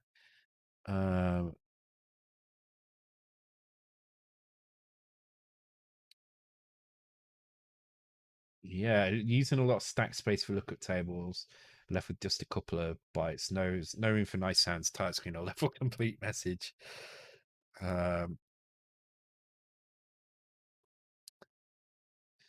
Yeah, this is I'm really looking forward to seeing what you guys come up with. I kind of want to enter it myself. I put my name down for it. I know I'm a judge, so I'm unlikely to kind of win because I can't score myself. But I kind of want to enter myself because I think that the requirements are really interesting. Even if I do say so myself, because they're requirements I came up with. So,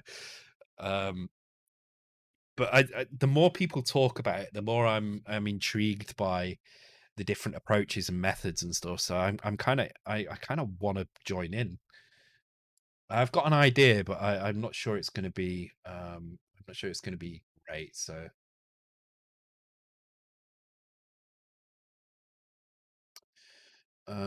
okay, let's load the project again. Okay, so I've got to be careful. I can't do anything with the old tile set at the moment. So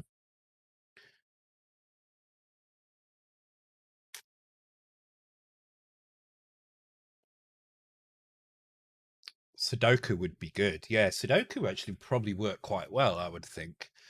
Um, if you could make it generate random Sudoku puzzles as well, that would be very clever, I think.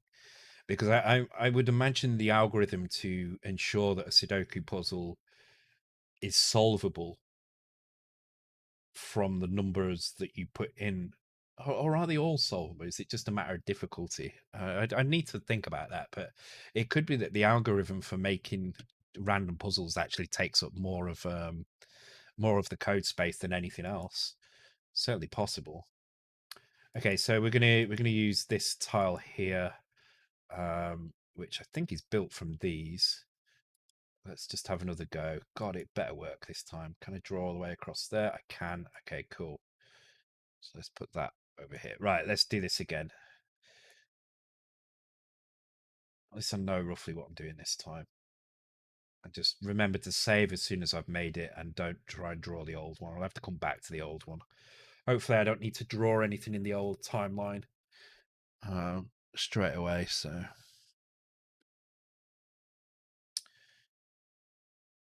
it's 5 on each side.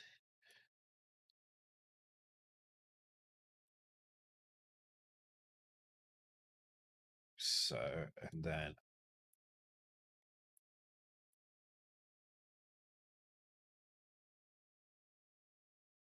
so there we go.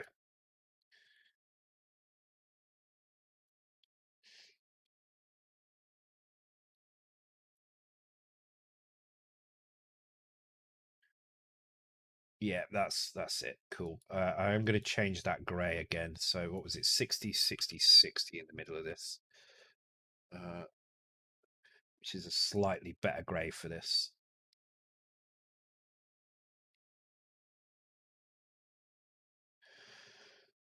Bombjack SP17. Bombjack's a great game. That's a game I'd like to play again sometime. I've not played that for a while. I remember I never actually I don't think I owned Bombjack on the C64, but I remember playing it in the arcades. Or was it the arcades or was it my friend's house? No, I think it was arcades actually. I think it was an arcade game. I can't remember. But the one of the sequels, I think it was Mighty Bombjack, is one of the games I bought, and I loved it. I absolutely loved it. I was terrible at it, but I loved it. Uh, so the draw for the pie is Saturday for all three. So you need So the tickets are 1,500 shimmer shillings each, 1,500 each, and you can have up to 15 tickets. So that will allow you to enter the most amount of kind of the highest chance basically of winning. So yeah, you need 22,500 to enter. Have I tried Bombjack DX? No, I haven't actually, and that is yes, that's probably what I need to try actually, because that is probably going to be the best version, right? So okay, let's put the patterns on the tops again.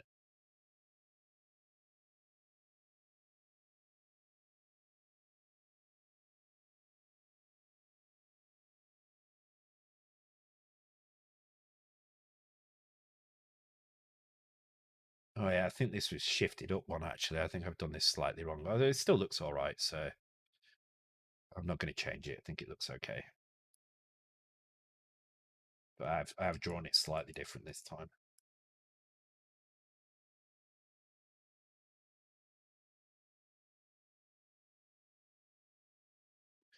That looks fine. All right, let's go with that. So quickly save the bloody thing. Let's put it on a different number as well. And depending on how it goes, the giveaway on Saturday, I may shift giveaways over to Shimmer Shillings again in the future, because they are it's easy to set up a giveaway with it. I have no idea what the Stream Elements giveaway looks like in terms of how it picks a winner. I'm hoping there's some kind of visual thing on screen, otherwise you're going to think I'm fixing it. Which is why I do the kind of giveaway thing the way I do it. But I'll work something out. I'm not sure how it works. I've never done one. Or maybe I'll do a little test stream on my own and see how it works.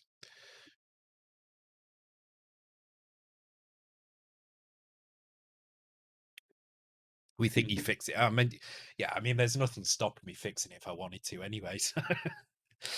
So yeah, it's perfectly possible for me to do that.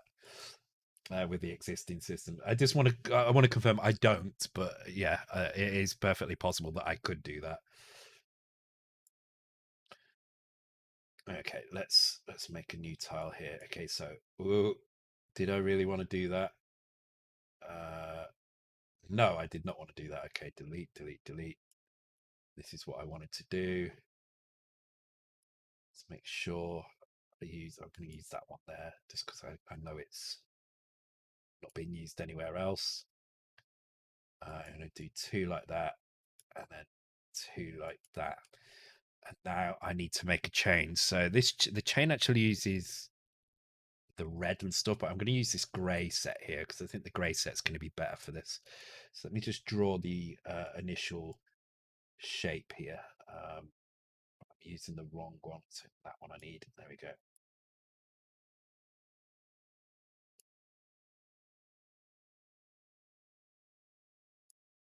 So let's use the middle grey. Let's just try and draw. Let's make sure the palette's the same on both sides here.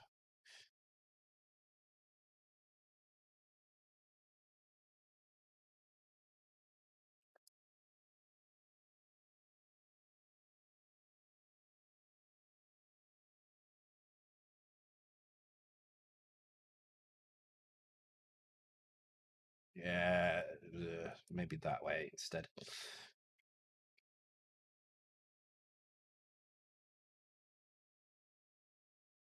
Yeah, I will. I mean, it's a good point. I will write that down because thing is, I'm really not finding much time to play at the moment. Well, saying that, I've been playing a lot of Cyberpunk, from Jack DX.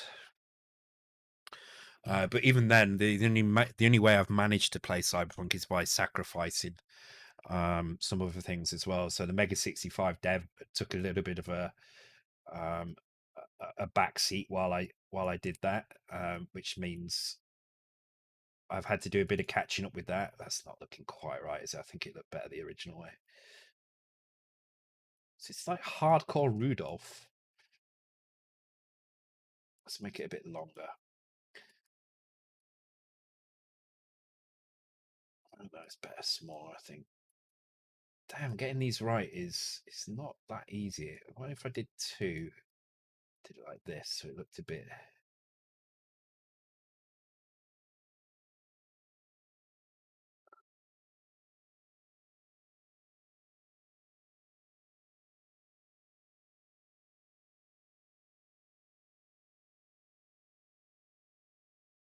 No, it looks better that way, doesn't it? Okay.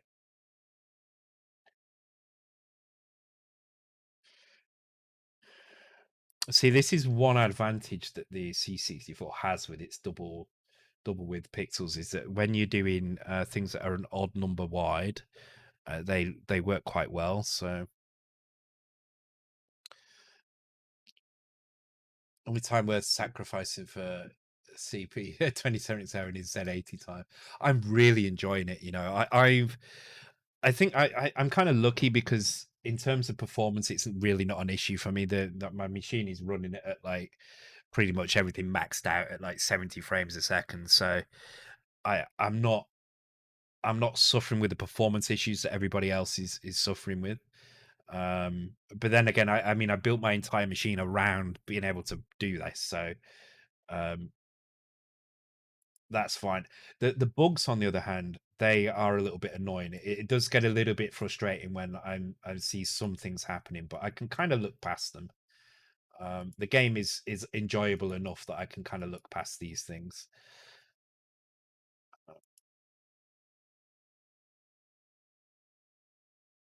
I'm just trying to work out how to draw this so that it looks like chains linked together. That kind of works, I think. Okay, so then that would be like so, and then this would be. Oh no! Come on, man! Fuck! Fuck! Okay, I'm being loud as well. I'm gonna get a message in a minute. Keep it down. Be quiet. Oh, damn it!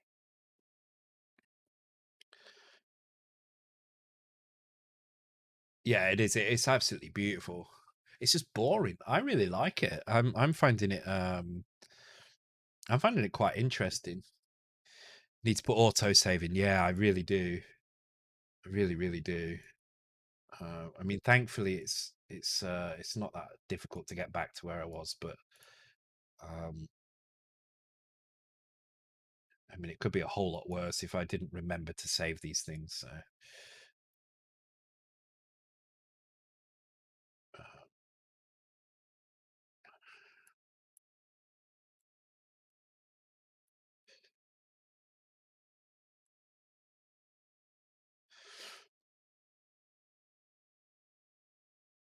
save project.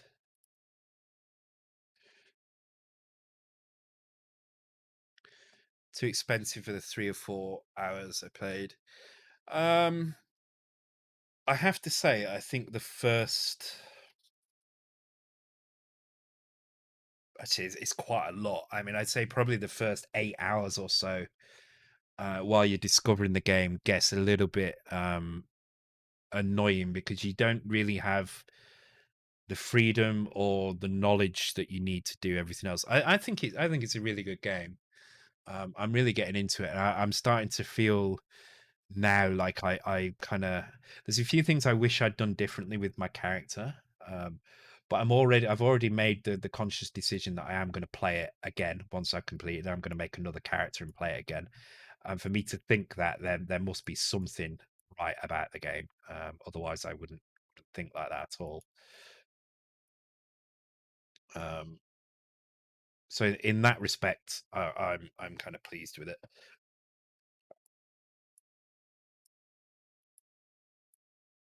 I do think they released it too early. I think they were under pressure. Um, their development time had dragged on and on and on. They realized they didn't have the quality that they wanted, so they cancelled release. Uh, then they ended up kind of probably being forced by Sony and Microsoft to, or convinced by Sony and Microsoft that they needed to produce last gen versions of it, which meant that their time for the last 3 or 4 months was probably focused on getting it to even run on those consoles, rather than spend the time fixing the bugs like they should have been doing. Then they did another delay, probably in order to kind of finish off the console stuff and hopefully tidy some more bugs up. And at that point, they were probably like, well, we've got everybody breathing down our neck. Our shareholders are probably breathing down their necks as well. That we can't really delay it anymore. Christmas release is kind of the last hope we have for this. So let's just get it out. And I think it's a shame because I think with another year they could have sorted all the problems out. But um, I think their hands were tied a little bit and they didn't really have that choice. I don't think that choice was theirs to make anymore. So um, you're not into the subject matter for Cyberpunk, not my thing. See, I think that's why I'm getting on with it more than I got on with The Witcher. Is that I like fantasy RPGs. I played plenty of MMOs that are fantasy RPGs, but um, for me, my most memorable times with RPGs have always been in a sci-fi setting. Um, and so even though the biggest MMO I've ever played was Dark Age Camelot, and that was very much a medieval kind of fantasy MMO. The most fun I've had in an MMO was Neocron, which is what this game is reminds me of a lot.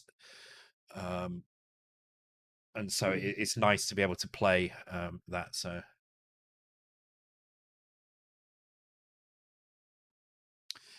yeah, and this is the thing. I don't think they've particularly done anything that bad. I think that the game is perfectly workable. And as you say, Amiga Gamer, I think it will be.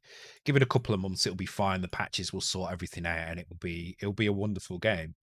And I really enjoy it now. So if you can look past the bugs and it's your kind of thing, then you will enjoy it anyway. So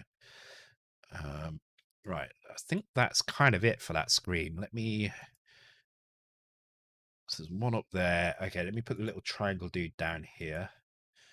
Oh, and some spikes we need. Okay, so these are double row spikes. So what I've been doing here. Oh no, that's not. That's triangle. Let me save again before I continue. I'm so paranoid now.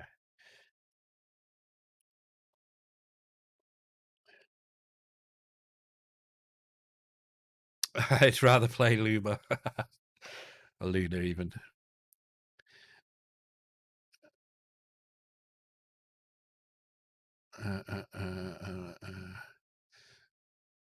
Oh no, don't gamble. Don't gamble. Don't listen to the gamble addicts. They don't know anything except how to lose their money fast.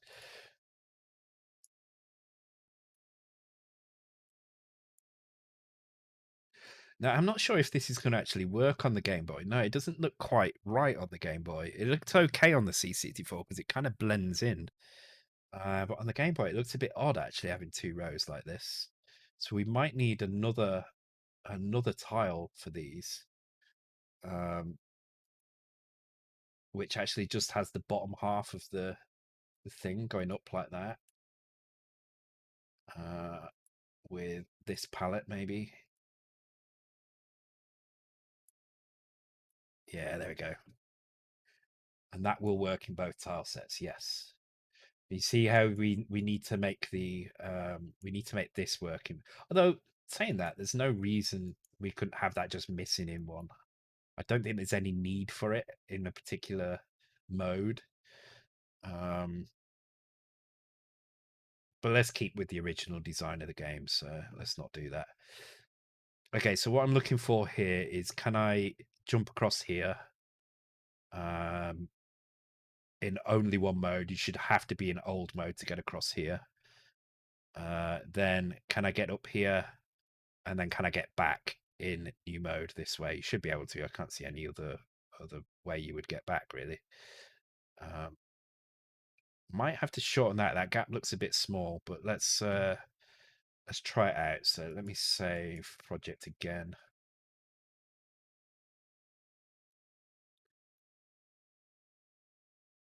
Got about half an hour left, so I should be able to get a couple more screens in. And then on Thursday, we're going to do Checkanoid. I can't even remember where I'm at in Checkanoid, but wherever we're at, we're going to do a little bit more of that. And then on Saturday, we'll do a half and half stream. We'll do half pick and mix, and the giveaways, and then in the second half, we'll do some Mega 65 stuff. So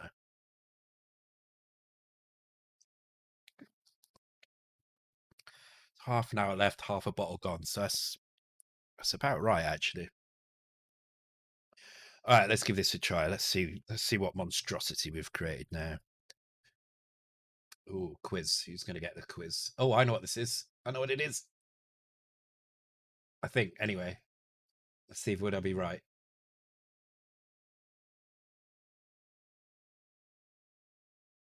Oh shit, I would be right as well.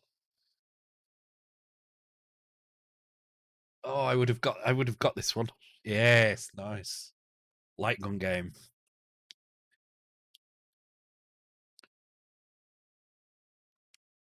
Oops. All right, let's keep my power up.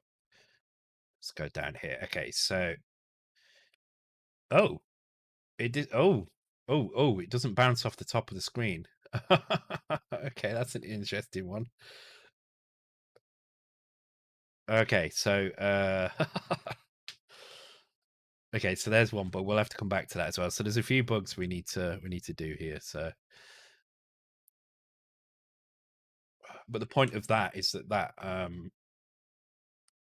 you're supposed to wait for him to kind of come out of that gap before you go up here. But the way it's done at the moment, you can just wait for him to disappear off screen. Yeah. So okay. So they should bounce off spikes, which hopefully do the spikes kill me? Yeah, they do. Okay. Yeah, of course they do. I remember now. Okay, and best way over here is like that. Okay, there's no collision on that. Damn it. All right. I need to yeah, look, it's just going straight through. Okay, so I need some collision on those.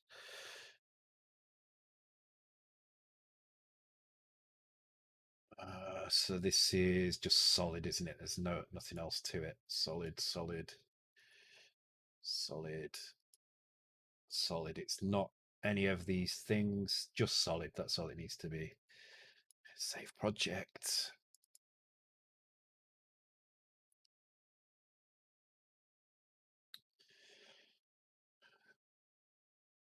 Walking in the air. God. I have a weird relationship with this song. So when I was younger, this was a very popular kind of Christmas song because it's part of the Snowman, Raymond Briggs, whatever his name is.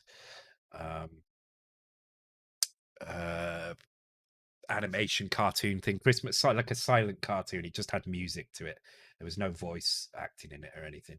So it was on every year, and we used to watch it. It made me really sad. The Snowman, really, really sad, and I really liked it. And then it got released. It was released. I think it was released at the same time by a Welsh choir singer called Aled Jones, who wasn't the person who sang it on the original film. It was somebody else who sang it on the original film. Um, and the problem is a couple of years after it came out, my grandmother was watching it one year and ended up buying this on a tune on record and played it to death. And I grew to hate it after a while.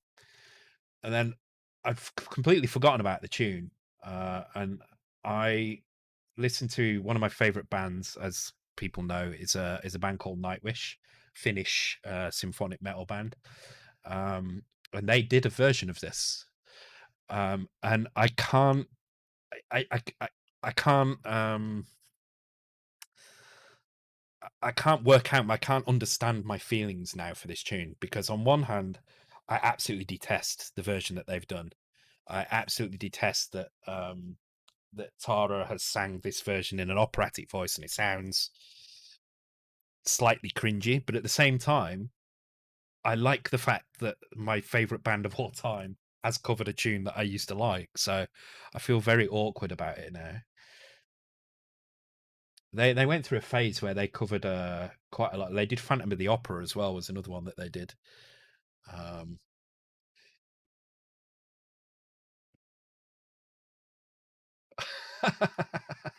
Cried when the snowman melted. Then watched Transformers the movie I got for Christmas and watched Prime Optimus Prime die.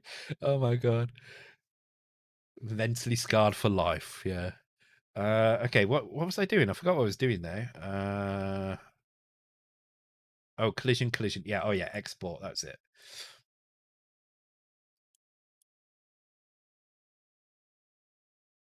Okay, let's give that a try. Hey Zappy, welcome. I hope you're doing well. Oh Zappy, I got my cart flasher today. Oh, why's that not loading? What the hell? Have I broken something? Oh, did I? Maybe I died and Oh, I did a double death. Okay, need to sort that. So there's a few little bugs I need to work through in this. I've got my little cartridge flasher, so I can plug this.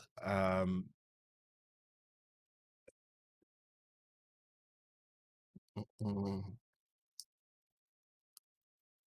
why did the Invisible Man turn down the job offer? He couldn't see himself doing it. Oh god. So I can do Game Boy Color cart flash in there. So the reason I got this is I wanted to do some tests to see, because I've got quite a collection of Game Boy Color repro carts.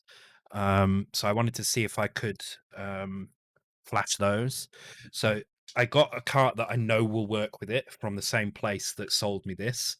But this was quite expensive. This was like 20 Australian dollars. I don't know what that is in pounds, unfortunately. Or was it 20 American dollars? It might have been sold to me in American dollars from an Australian company. I don't know, but I got it. I got this because I know it will work with the flasher, so I can test that I have an image that will work on the real machine. So on my Game Boy, on my Game Boy Advance.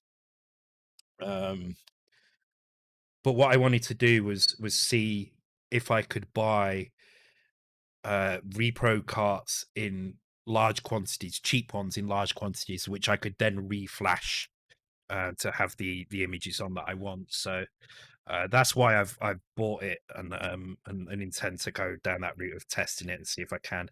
I'm hoping I can. It'd be really cool if I can. Um,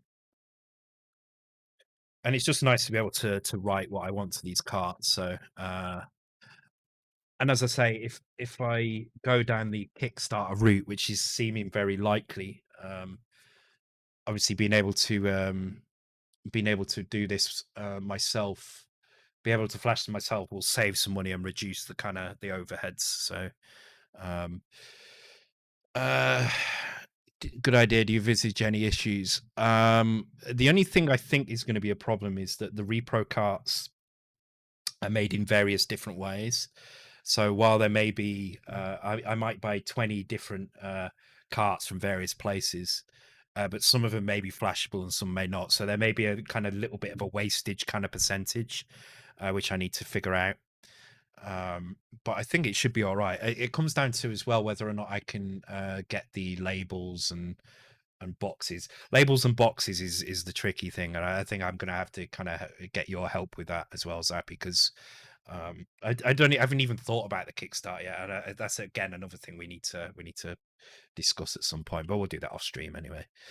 But yeah, all right. Let's give this a proper test then. So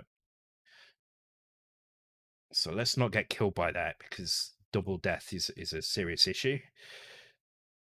Got an issue here. So we've already found 2 bugs at least in here,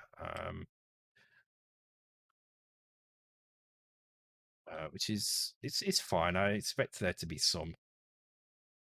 Okay, so now I shouldn't be able to jump through that. I can't, and there's no way I'll be able to jump over there. No, all right, but I should be able to jump over. Oh crap, that's a point. Now that the that's interesting. Oh, what happened then? That's weird. Oh man, I've got no power left. Keep pushing up to jump and it's not. It's that.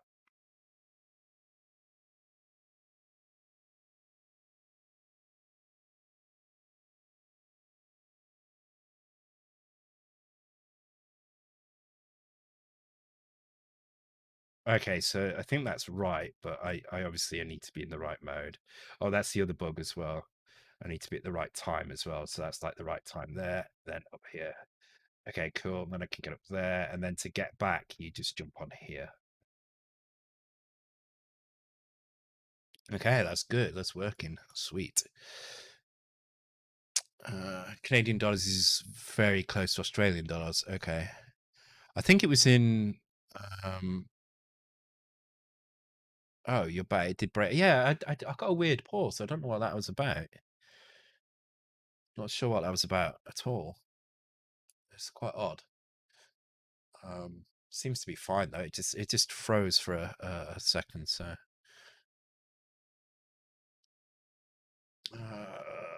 scroll down all my messages. Uh,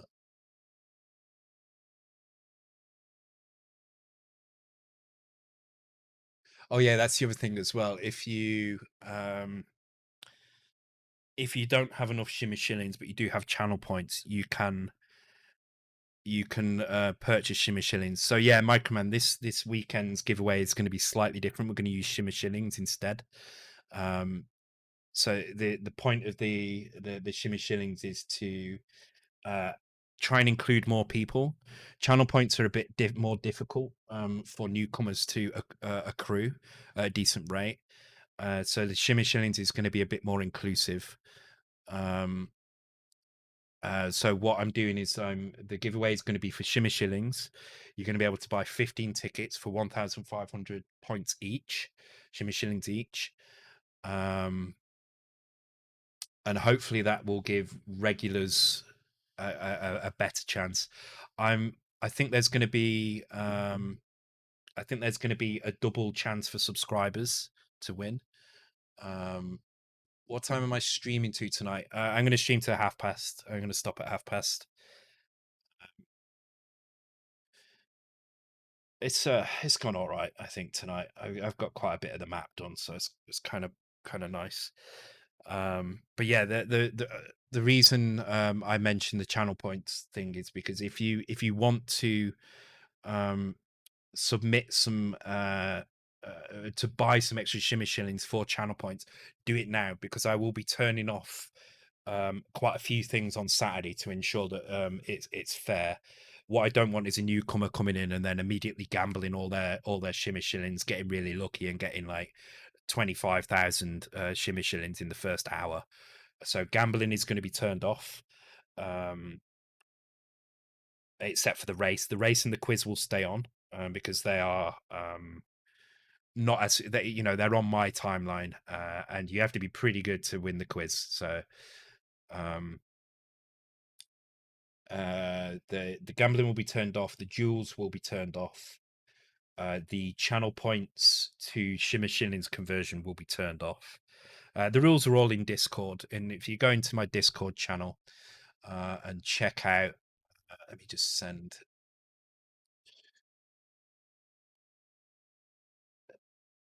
Yeah, there we go. Oh, why does it look all squashed up there? Why is my face all? Am I okay? It's a bit weird. My OBS has squashed my face. There we go. Just OBS though. Can you give shimmy shillings to Steps once he's pro? Yeah, yeah. The gifting shimmy shillings will be fine. So if you want to make sure somebody can be involved in the giveaway and they can't, you can gladly give it them. What I'm trying to do is ensure that that newcomers have a chance to take part, but can't kind of game the system in a way that will allow them to have the same chance as a regular. Regulars are going to have between I'd say roughly 10 times the chance of a normal of a newcomer. So as long as you've got 22,500 shimmy shillings, you should be able to get roughly 10 times the chance as a regular who will be buying between 1 and 2 tickets if they do everything right. So okay, let's do a couple more screens and then I'll call it a night. So let's have a look. I think we've got everything saved up to there. So there's a few bugs we need to work out. I might dip into this a little bit over Christmas and sort some of these out. As I say, there may be more streams. I'm not saying Saturday is going to be the last stream of the year, but there is a small chance that it might be. Just so I can kind of recuperate a little bit, get some me time, play some games, play some Cyberpunk. Just kind of look after me a little bit. Okay, so what I've just noticed one problem here is that I've somehow managed to get to the edge of the map here because I put a double screen in over here. and I don't think I can add another screen that way. So what I'm going to have to do here is try and condense these two screens into this section here, or redirect the screen underneath here maybe. So I may have to do a little bit of kind of reorganizing around this section here. So let's start by just putting the basics in first. So make sure we're in the right mode. Let's draw some tile stuff. Okay, so we have a platform that comes out like this, and then it's kind of like this, isn't it? Two there, two there.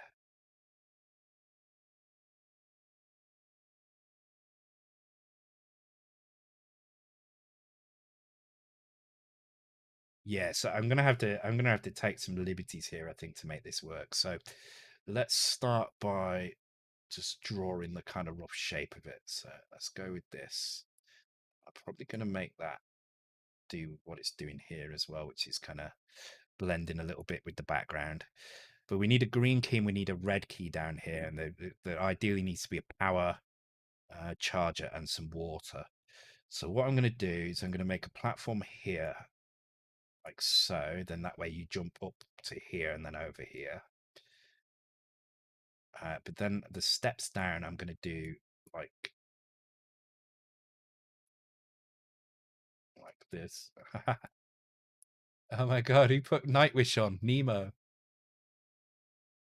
Humper version of Nemo. Is it Nemo? I can't see because of the thing. It sounds like Nemo.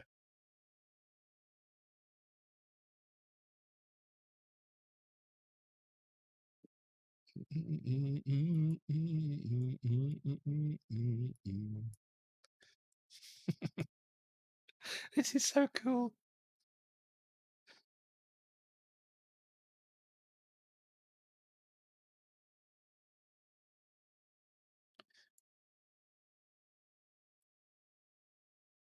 That's kind of about right, I think, there.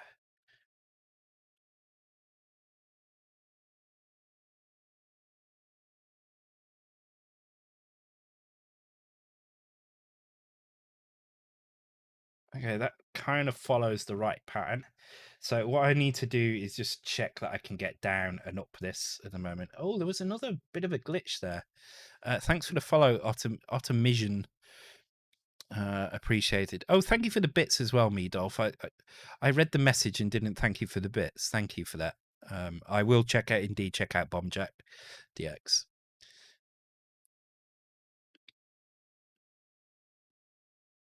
Oh, it says Jukalan Humper. I don't know what that means. But Jukalan. I'm not sure what that means, but this is definitely Nightwish and it's definitely Nemo. So I should have known Akmifin would have picked it.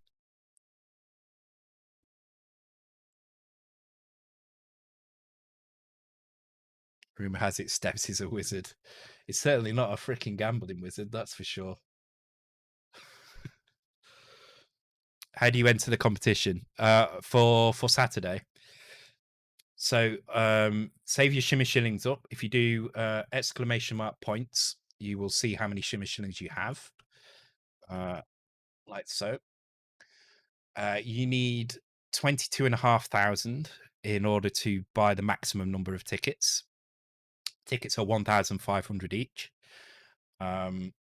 You get shimmer shillings by just watching the stream, following, joining in, things like that. Following, chatting, things like that. On Saturday at 10:30, 11:15, and midnight, I will do a draw of everybody who's entered. You can only win once per person. Oh, you've changed your name, but okay, right. Just a little point is if you change your name, you will lose all your points. So just be careful when you do that. I will find out how many points you have, and I will give them back to you now. But yeah, just don't do that before the weekend. So give me a second. Let me just work out how many you had. But yeah, on the instructions will be there on Saturday. You need to be available at the draw times. If your name is drawn, you need to answer within about 2 minutes for me to confirm that you've won it. Uh, because obviously I don't want to sit there waiting for 20 minutes for somebody to reply. So there'll be like a 2 minute window in which you just have to say something in chat or message me directly or something to show that you're there and you're not AFK. And then if you win and you do that, then the prize will be sent out to you once I get your contact details and your thing. The draws will be GMT time, 10:30 p.m., 11:15 p.m. and midnight. So 45 minutes apart, starting at 10:30. Yeah, exactly. There you go. All right, let me check the points. Okay, so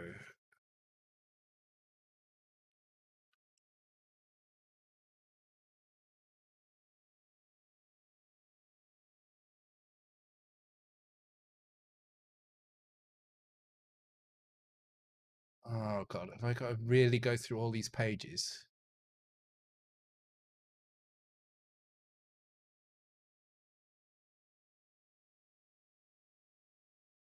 Can I not just find one?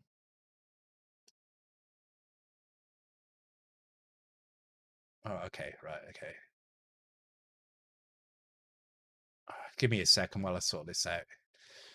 This is the problem. If you change your name, Stream Elements only knows how many points you've got because of your name. So 28,400. Okay, so let me just change that.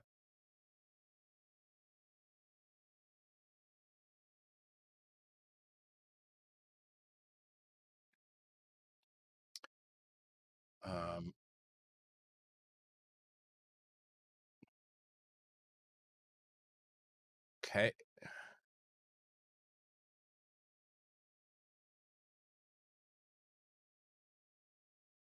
It's not letting me change it for some reason.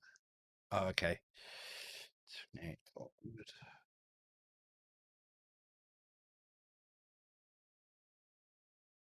Okay, there we go. Right.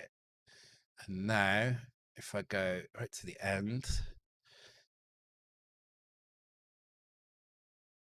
8.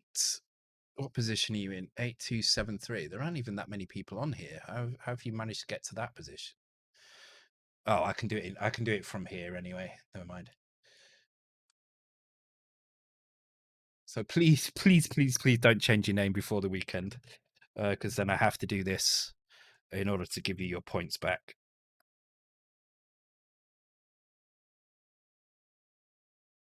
There we go.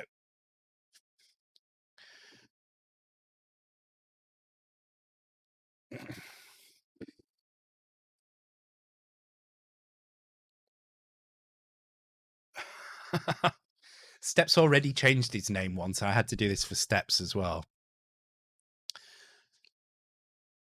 All right, I'm gonna save this project out again because I'm really paranoid about it not saving properly now. Gonna up the version number slightly.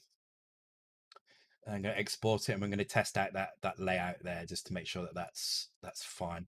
As long as I can get down across here and back again without falling in this gap here, then I'm okay with it and I can begin kind of tidying it up, and then I'll tidy it up and then I'll call it a night. So let's give this a quick test now.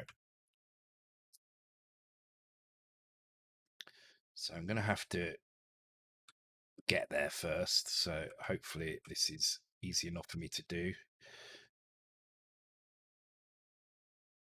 Oh, that was a close call. So yeah, I can get down here fine. Can I get... Oh, okay. So I'm going to need a wall there. I don't have a wall there.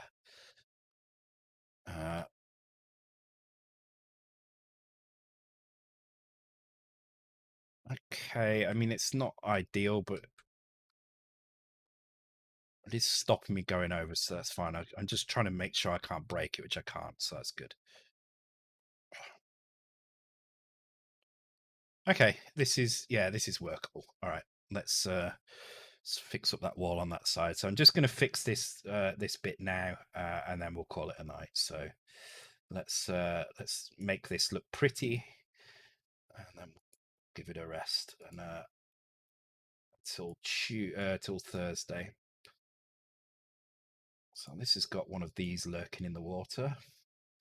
what keys do we have down here? I think we had said a red and a green, didn't I? Yeah, red key and a green key and a power thing. So let's put the platforms in first. So these are all platforms. Platforms. These probably should be as well. These can actually be like this, which actually makes this a little bit easier to navigate. Let's put some random squares in a few places. Like I say, it's good to have them on these corners like this, and put one up there as well. Let's put a couple of broken ones in.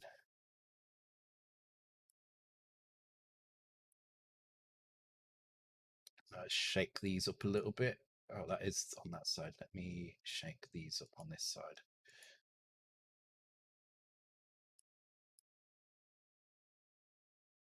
Just trying to break the repetitive kind of pattern here, which is why I'm adding these ones in here and there.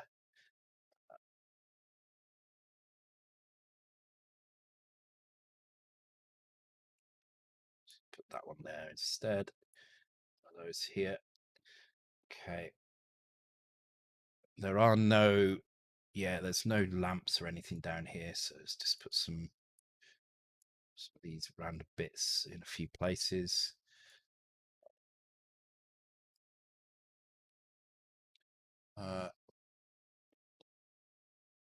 Some Christmas music to finish. Oh no, that's not what I was reading. SP175.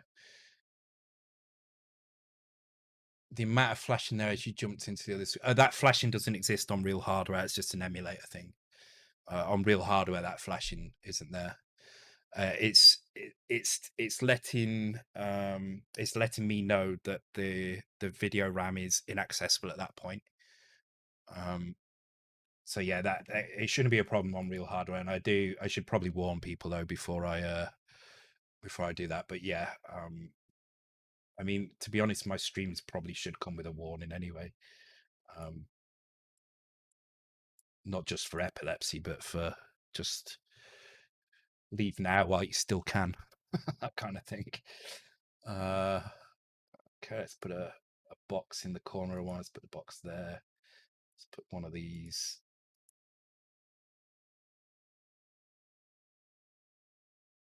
Oh no, that's not what I want.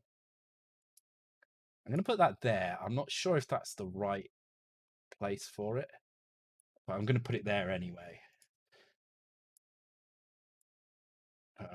That's certainly not. That is okay. This screen kind of has no purpose. It's just a kind of stepgap to this screen down here.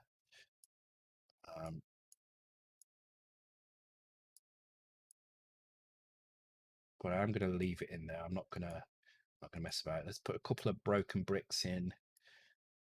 A few random places around. Oh, this screen needs a bit tightened up as well. You see, this is all the same up here. So put broken brick there. On here. Couple, and then broken here, like so. Here.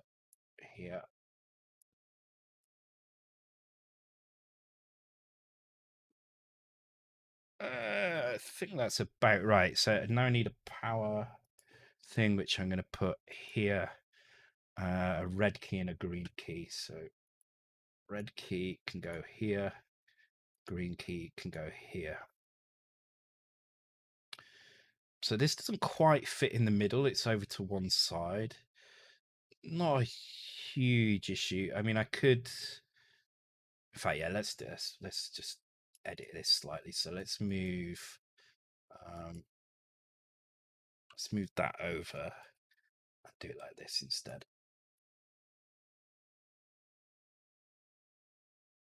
Put a broken one there.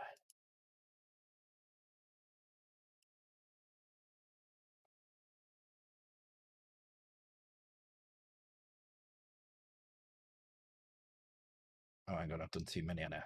There we go.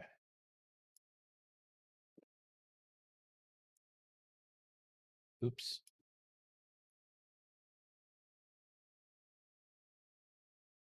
I'm going to move the key over as well. So I keep forgetting as well. I've got two types of these top pieces, so they should be kind of alternated now and again.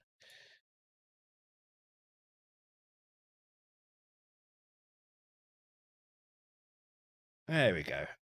That's kind of looking good. So I do need to do some rocky edges down here, but I'll do that next time. I think there needs to be a kind of certain amount of tidying up that needs to be done around all of these areas. But I think that's probably all right. Let me just quickly test this bit here because I'm a bit concerned that this might be impossible to get past and back through, and I might need to move that that drop over a little bit. But let me save that out now due to my paranoia now. Export. And give this a quick try. Last one of the night. Hey, Cosmin, how's it going?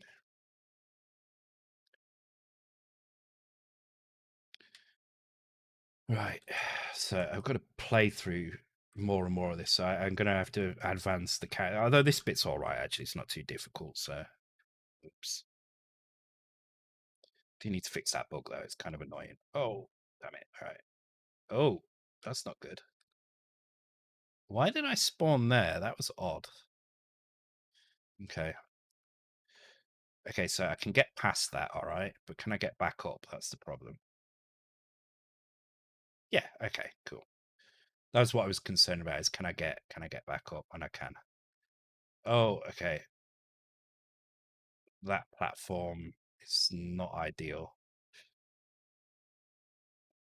Okay, might need to do some work around this area here.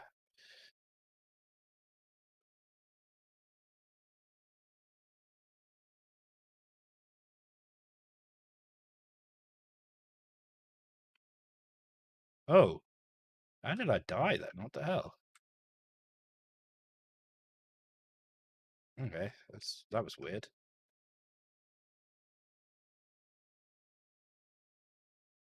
Okay, that's fine.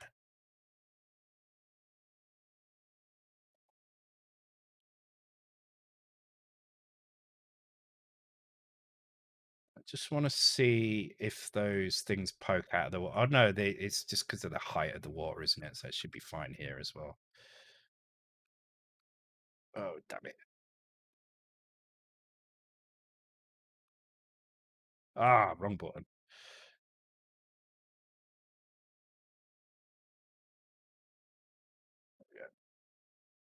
Oh yeah, it just pokes out of the water a little bit there, but that's maybe I should do that on the other side. Anyway, I'm happy with that now. I think that's fine. The bee went off the bottom. Yes, I know. I mentioned that before. So there's a couple of little bugs we need to sort out. There doesn't seem to be any collision for the top and the bottom of the screen. For the bouncy bat bee thing, whatever it is. There's a couple of things here and there. But it's not looking too bad. Okay, cool.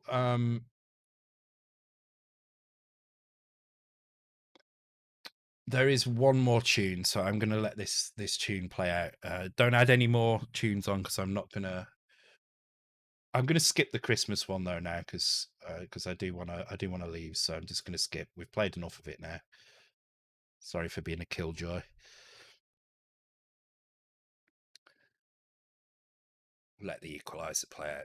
But yeah, thanks for joining tonight. Sorry there hasn't been any code. The flag is a big. Oh, that's not a bad joke actually.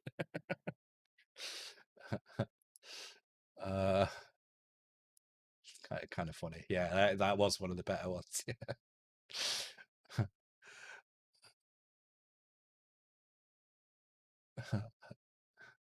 Christmas skip. Yeah, Christmas is cancelled now. Um, yeah, I'm pleased with it so far. There's a few bugs here and there, but it's starting to take shape, and we've got quite a lot of the map in place already. So, oh, I could have gone further to that side. Oh, that's fine. It's a little bit different. So, oh, all right, it's not a huge amount of the map, but we're making progress. So there'll be a couple of streams like this. I will do the intro, I think, on the next time I do this, because I do need to get the intro working properly. So like the ship landing and stuff. Let me just save again just to make sure. Yeah. So I'm really, really paranoid about this system. I'll try and sort out the editor for next time so I can actually fix things properly. There's quite a few bugs in it. All right, let's go and find someone to raid then. Who is on? Who is about? Okay, so Chalk is playing Yuppie Psycho. Tonda's on though as well, playing Chicken Police, whatever that is. That sounds amazing. Thanks for the follow, Zeb. Meant you join us just as we're about to end the stream. So that was a stream. Cool to see Docs getting on a tiny screen. Yeah, it is kind of cool, isn't it? Yeah. Yeah, let's rate Tonda. I don't know what Chicken Police is, but I really am intrigued. I need to find out now. So great stream, had fun. I'm glad you had fun, and you're very welcome. Hope to see you again. Actually still got half my cider left, so I'm going to finish my cider off while I watch Tonda for another 20 minutes or so, and then I'm going to go to bed. Okay, thanks everyone, and I'll see you all on Thursday. Cheerio. Let's go and raid Tonda now.